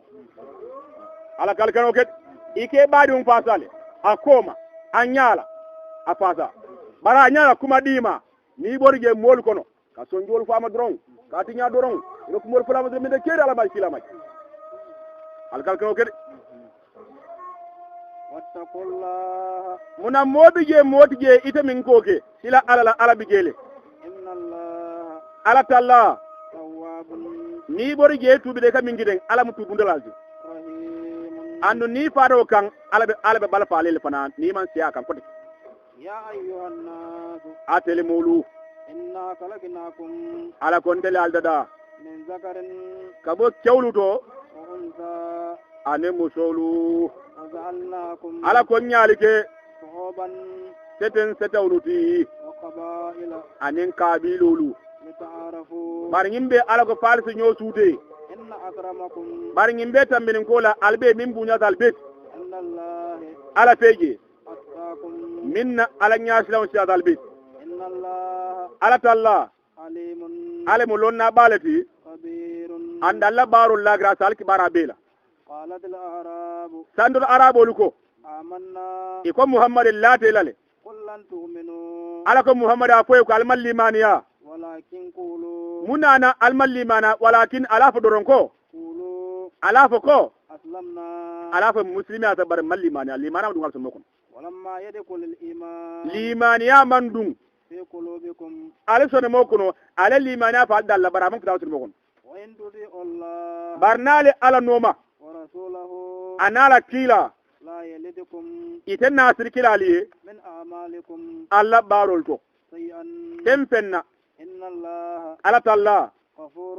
atelmu kafar lati رحيم atelmu hinande man subanandi إنما المؤمنون munol be tu الذين wolle molut آمنوا mini lata بالله ala tallala ورسوله ilara kila fananna ثم لم يرتابوا o kola e manna keri la limaniyat وجاهدوا inara jihado ke fanan بأموالهم ila nafulolula وأنفسهم ani fawl ni otogi في سبيل الله ala la silo kan أولئك nyimmolu هم woli fam fawnu asadiquna nyille mutonya moluti قل kila foy ko أتعلمون الله mona falka ala londi bang بدينكم alla dinola والله ala talla يعلم ما wala be taw londing في السماوات min be sawn kono وما abe taw londing fanan في الأرض min be bankoto والله ala talla بكل شيء taw be tu عليم ala abe lonne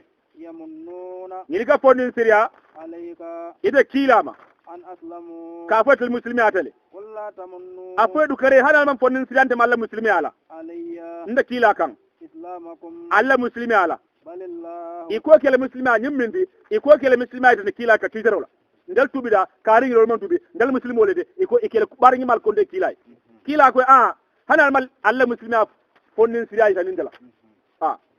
بل الله akwa akumo tugi ala يمن wolbe fondin siriya ala عليكم atoluma أن هداكم nyinna al kandandi للإيمان limaniyaye إن كنتم nin sarta alketa صادقين sadiki na tonya fulata alla limana kumola إن الله ala talla يعلم wolbe londing غيب السماوات tawon kullola والأرض anin banko kullo والله ala talla بصير yerla bale mu alati بما kuwo bela to tamaluna alga fem bara soro banda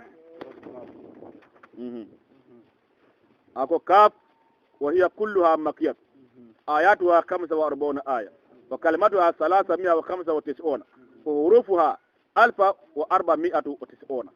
ako soro nyimbe gida makale ako bari ay tannani ani dulle bakono ako kalma keme saba kalma tan kononto ani lulu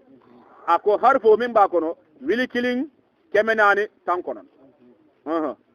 بسم الله الرحمن rahim bismillahir rahmanir rahim قاف ako kafu nyin kafu konkol mu akonko ni ay dunya bini aben ala ke karo konkola wa jabalu azimu iko kon ibul abbas ko konko bal minde o konko ala ke kalala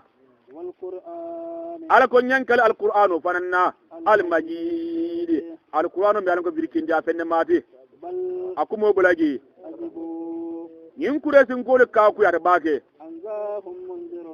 ko maslandir la na de telekan منهم ka boy fawn dambe wala muhammadu di فقال الكافرون kafirolu ko هذا شيء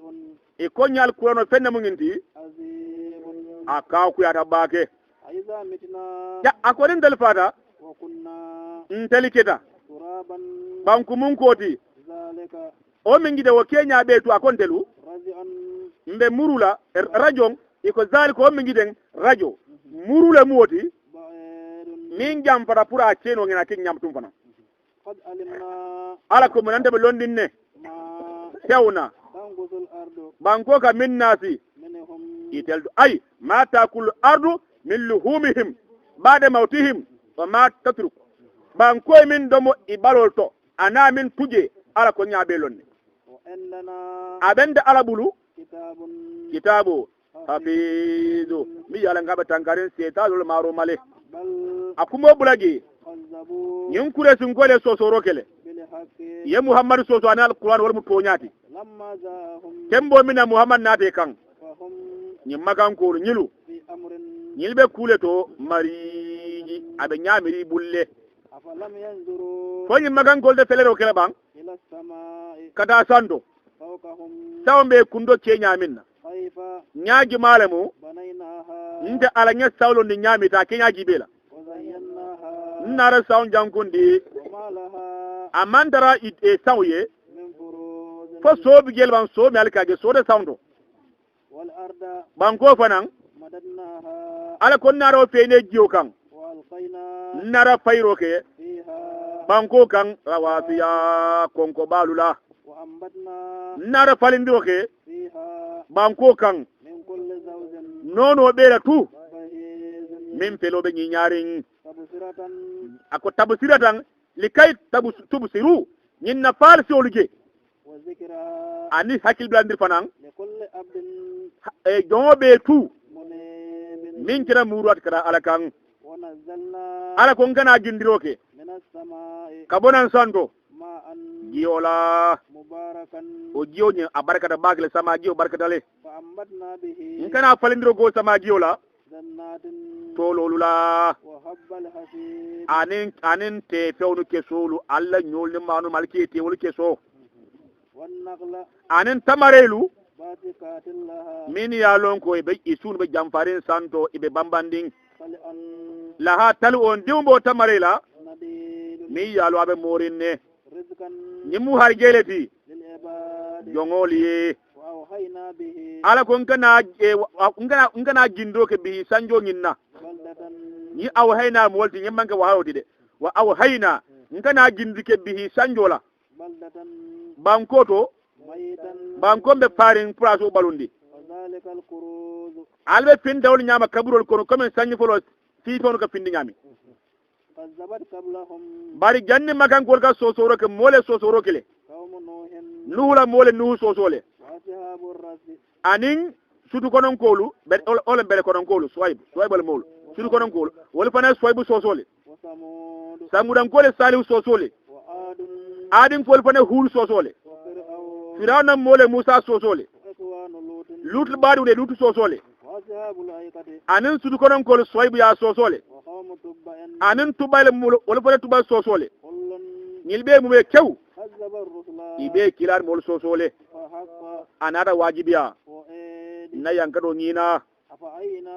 muna afa aina fo nya malamu بالحق bil khalik بالخلق da daroto الأول da dari folo بل هم walmu da dari folo kire nyaadile mol janni kabilo mira da dari folo kire nyaadi yo mira mol da dari folo yo mira kire nyaadi o man ko la so kabilo بل akumo bulagi هم nyili fam fawnu في لبس ibe nyamol kono bilo ko do de من خلق da daroto جديد ha eko mo muruje ba nyilbe nyamol kono min kalikin jadidin da dar kudo bagal mot nin saya kola da daro mekele mole wile nyilbe nyamolin sikol kono ko ولقد خلقنا الإنسان ala kondele anima di udada ونعلم ما mbe taw londinne توسوس به نفسه moka ni o kacandi kokula ونحن nte ala أقرب ndal be sutiyari إليه kada adama diun kan ni habul waridi kata mbalen kan fasa julola إذ يتلقى المتلقيان tumamin benyo ya fula benna ola malaka fula mi ka safiru tumam mul fulo benna عن اليمين adama diun malaka do be bulbakar wala وعن الشمال marakar wala malaka do bo adama diun no قائد ol malaka be siri ما يلفظ abuka fo من قول kuma kan kilindo إلا لديه fatero kuma kan nyatiluna رقيب kan darra malaiko عتيد mi yala be halarre ani halarla malaiko araqib iko be bulbala atidu marakaro وذا dol ko atidu wala be bulbala rakibu marakaro وذا سكرة الموت tembo minna saya siro na adama dun kan بالحق saya siro mto nyal ذلك o min giten ما كنت ma kunda ite adama dun manke de منه saya la kuoto شهيد ni si bore kanama ونفق ala ko mbe fero kela في السور binola ذلك o min giten يوم الوعيد wol mu nyina lundi mo fulo mu wala bayo nimbino nyimpeda mol be fa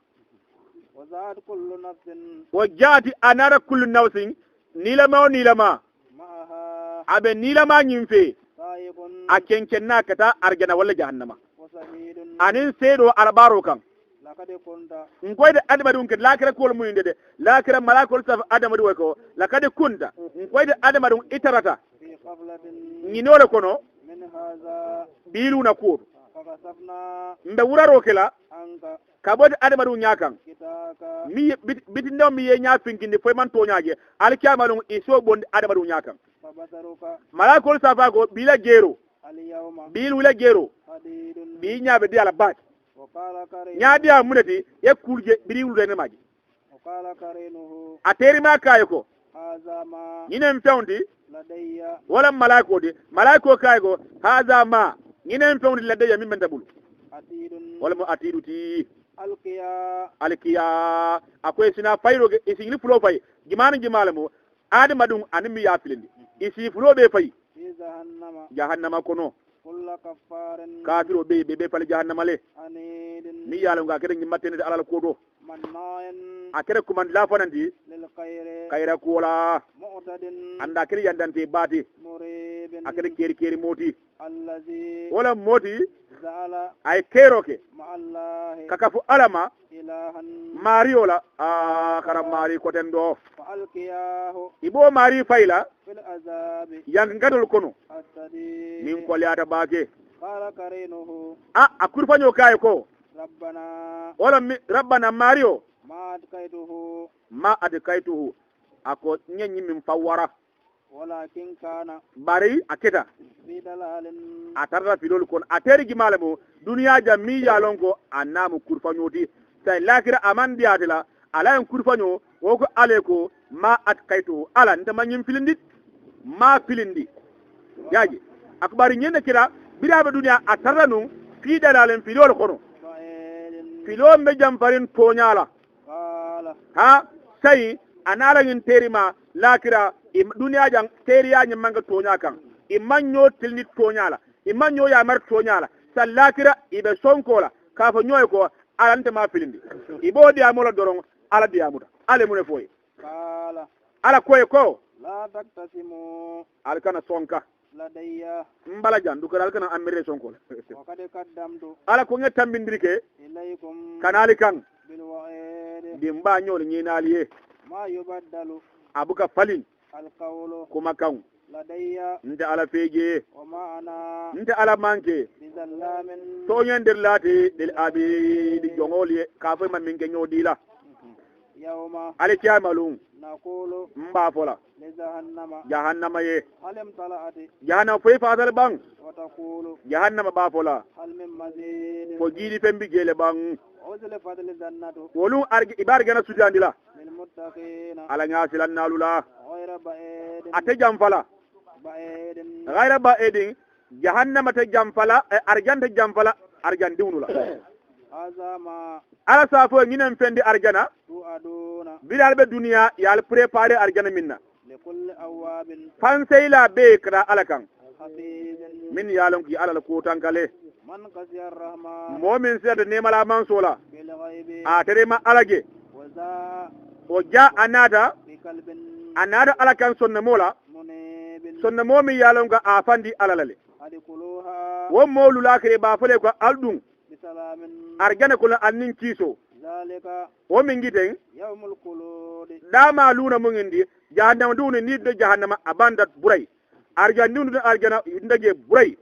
ibnalol jahannama ni arjan tema yessa yalondi ni yessa yalondi isar jahannama dunu kumandi ni e kumandi ikoy hatta kuna hadha fare nyin sutele ide saajibe e ko hanya sutele birimbe duniya ngine emfa yarga dunu fanan kumandi ikoy munale nyin sutele iko nya sutele birimbe duniya ngine emfa ala ko annabi la yahaya ko akanati yesa akanati nin kontano si mofa e ko argen nin kontano si fa nin suno si mofa jahannam dum suno si fa kado faade kerin kodi min be dami sawolo اللهم tiom beba argen dum ni argana kono يساؤون ikala fenfenna فيها argana kono ولدينا abenda alabulu مزيد nde gilla fendola jidi gimalmo nazara ila wajhi rabb wolma argan dewnu gido nyimude ne mo be argana musu nyimmalu balu di malu lara nyimmalu bun nyimmalu nyimbe be bulle ban ne ma jimam sa ala be gilla min wolmo ibe ala gela lundo so largana kono mo be argan ala gela argan non kono وكم asfiyat أهلكنا nyemmin be masiba قبلهم janni makan kurkana من قرن setoluto هم woli fawnu أصد wolleli kolyata منهم katambi nyi makan kolla بطا walla mutaro sembol warta nyi makan kolti min sembo warte ma sibo lawka san sembo tete minadu ala ka misalo ko moli min tambi ni la sembo inila nafulol inila mansiyal inila darajul inila adamadin jama ila entourage siyada baro be me kan alam ala ko ngebe halakile sete mi yalan ko quality bul entourage table sembe tela sete de kekul fanakabu fil bilad fatafu wal kam min kadum في البلاد duniya kono taren ta mulanen safaru karo bela هل من مهيد baro be nyawnya temma ne kana إن في ذلك abenyin kenya kono لذكرى nyimu kawandoleti لمن moye كان له abe momiye قلب hakilu أو ألقى السمع yalon kawdo mu tabali hakil ndalam wala ne kitabul ko iko mo ka min ga fanna mo bugo kala mo ka min la fanga mantoro mo ijo bugo kela i hasido buga kela e konnante buga kela mi e contrat buga kela mo ka toro min ka fanna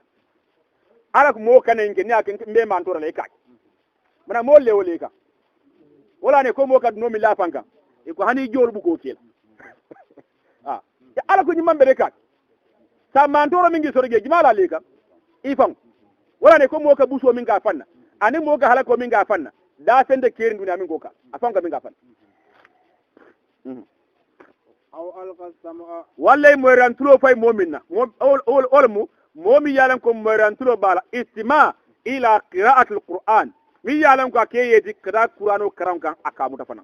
وهو شهيد ato mari musedolati ولقد خلقنا السماوات ala kondele sawne sam fata warwulo da والأرض banku fata warwulo fana ala kondele ade da وما بينهما tembe sawne banko te ma ala kondele abede da في 6 أيام bari tiliworo kono ngin tiliworo nyi amanke ko ni ay alaw ka badatale ala ka mi tan adama dum na jang hawjo iko al ajratu nadamatun wa ta'anu min Allah iko hawjo ala ma setan na kulmo iko bar ko ku ka do man o ka bonan ala ma fon ala fon kulmo wolde andu ala law ke ma amanke kaga korle ala ka de na law ko no al ma ko karjali de na no ko kon kari kilin fula fo konondo walla tan ala sano lun kila wulu annabi la esa kono kerol nyam tili kilin ne esa kono kere kono kar kono to tili kilin wolum fa wulu ala ga sembo jade mo la ko nyanole barabu ko ki ala ga ko be sama do manduma ala sawni banko da tili woro bar ne ya ko nyama amange ka kortale tili kila ta keno la wala na tili woro wondende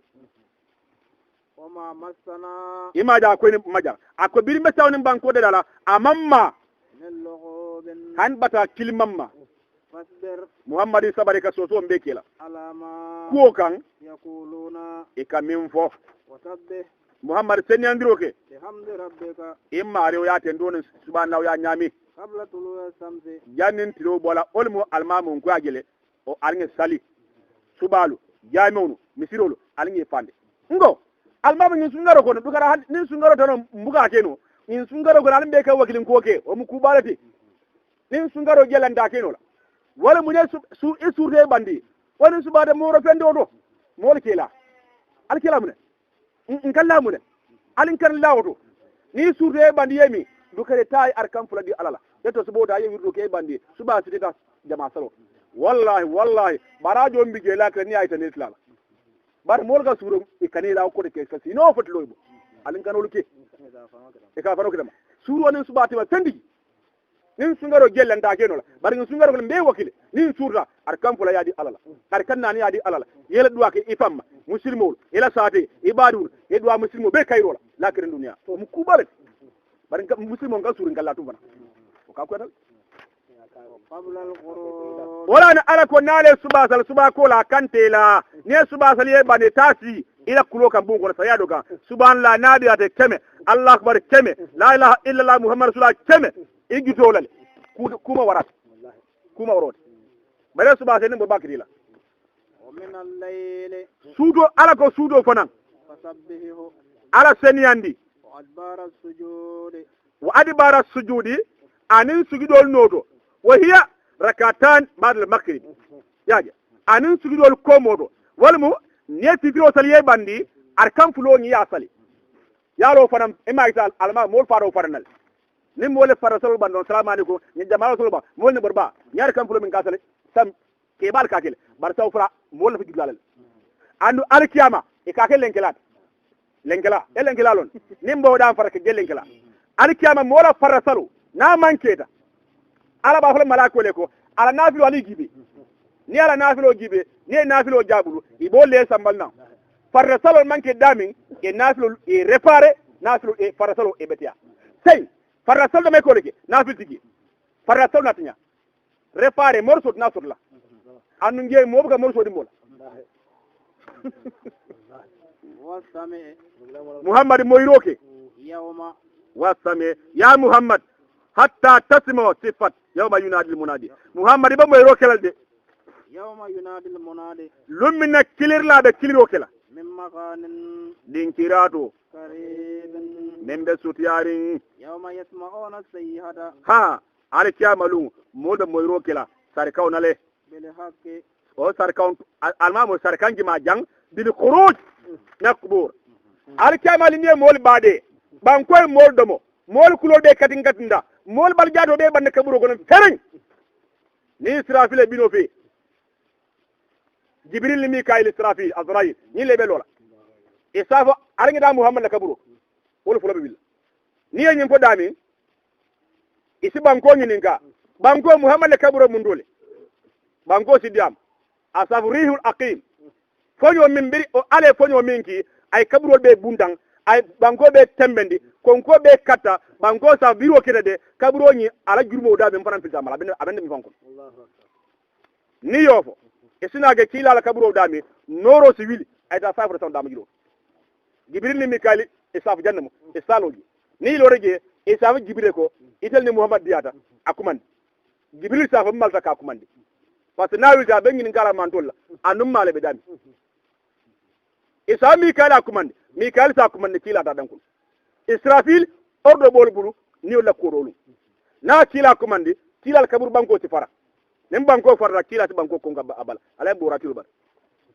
asi gibril mikael gel wara ko kara afrayi kila ci ngin ka sa bimulu yumal gibril sa va go haza yawmul jaza bilam jorolun o yawmun nadama bilam ni misolun o yom tasfil atfal bile de nanok ngokoyla kila safa ko mune bengi bi asaf kila ko argade hayna bunda sey ya beyele musolu mbije de pare e be lori bunda pour que ikon don ibita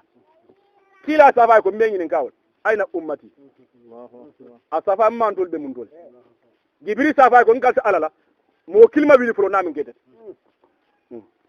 ala ko fo jandeng o bina fo o sar kam bina fe nakira mol be tul kabro ko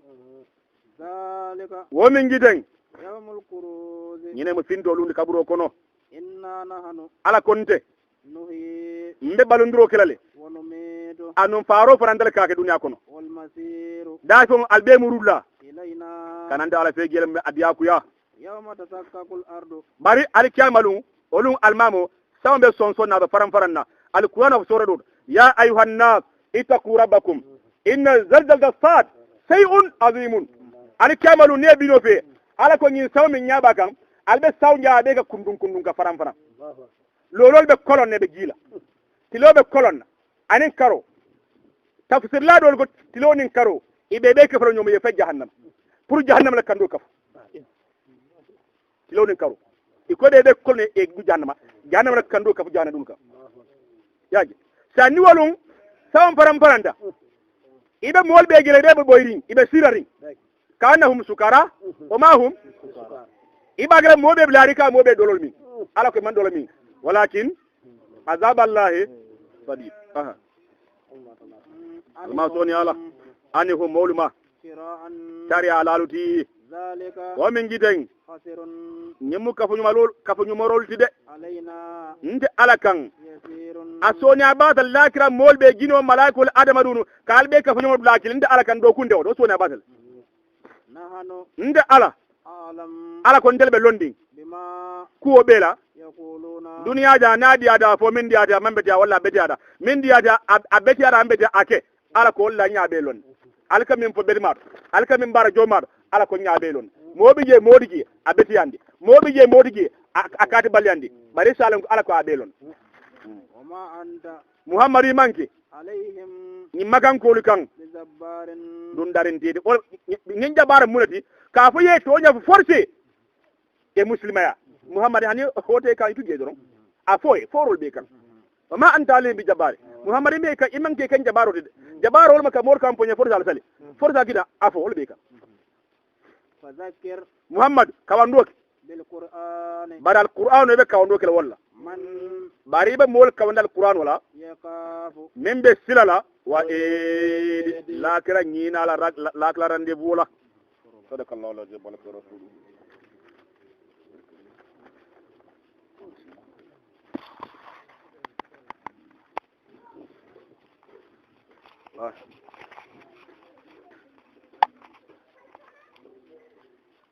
koro fo wari je ayo ko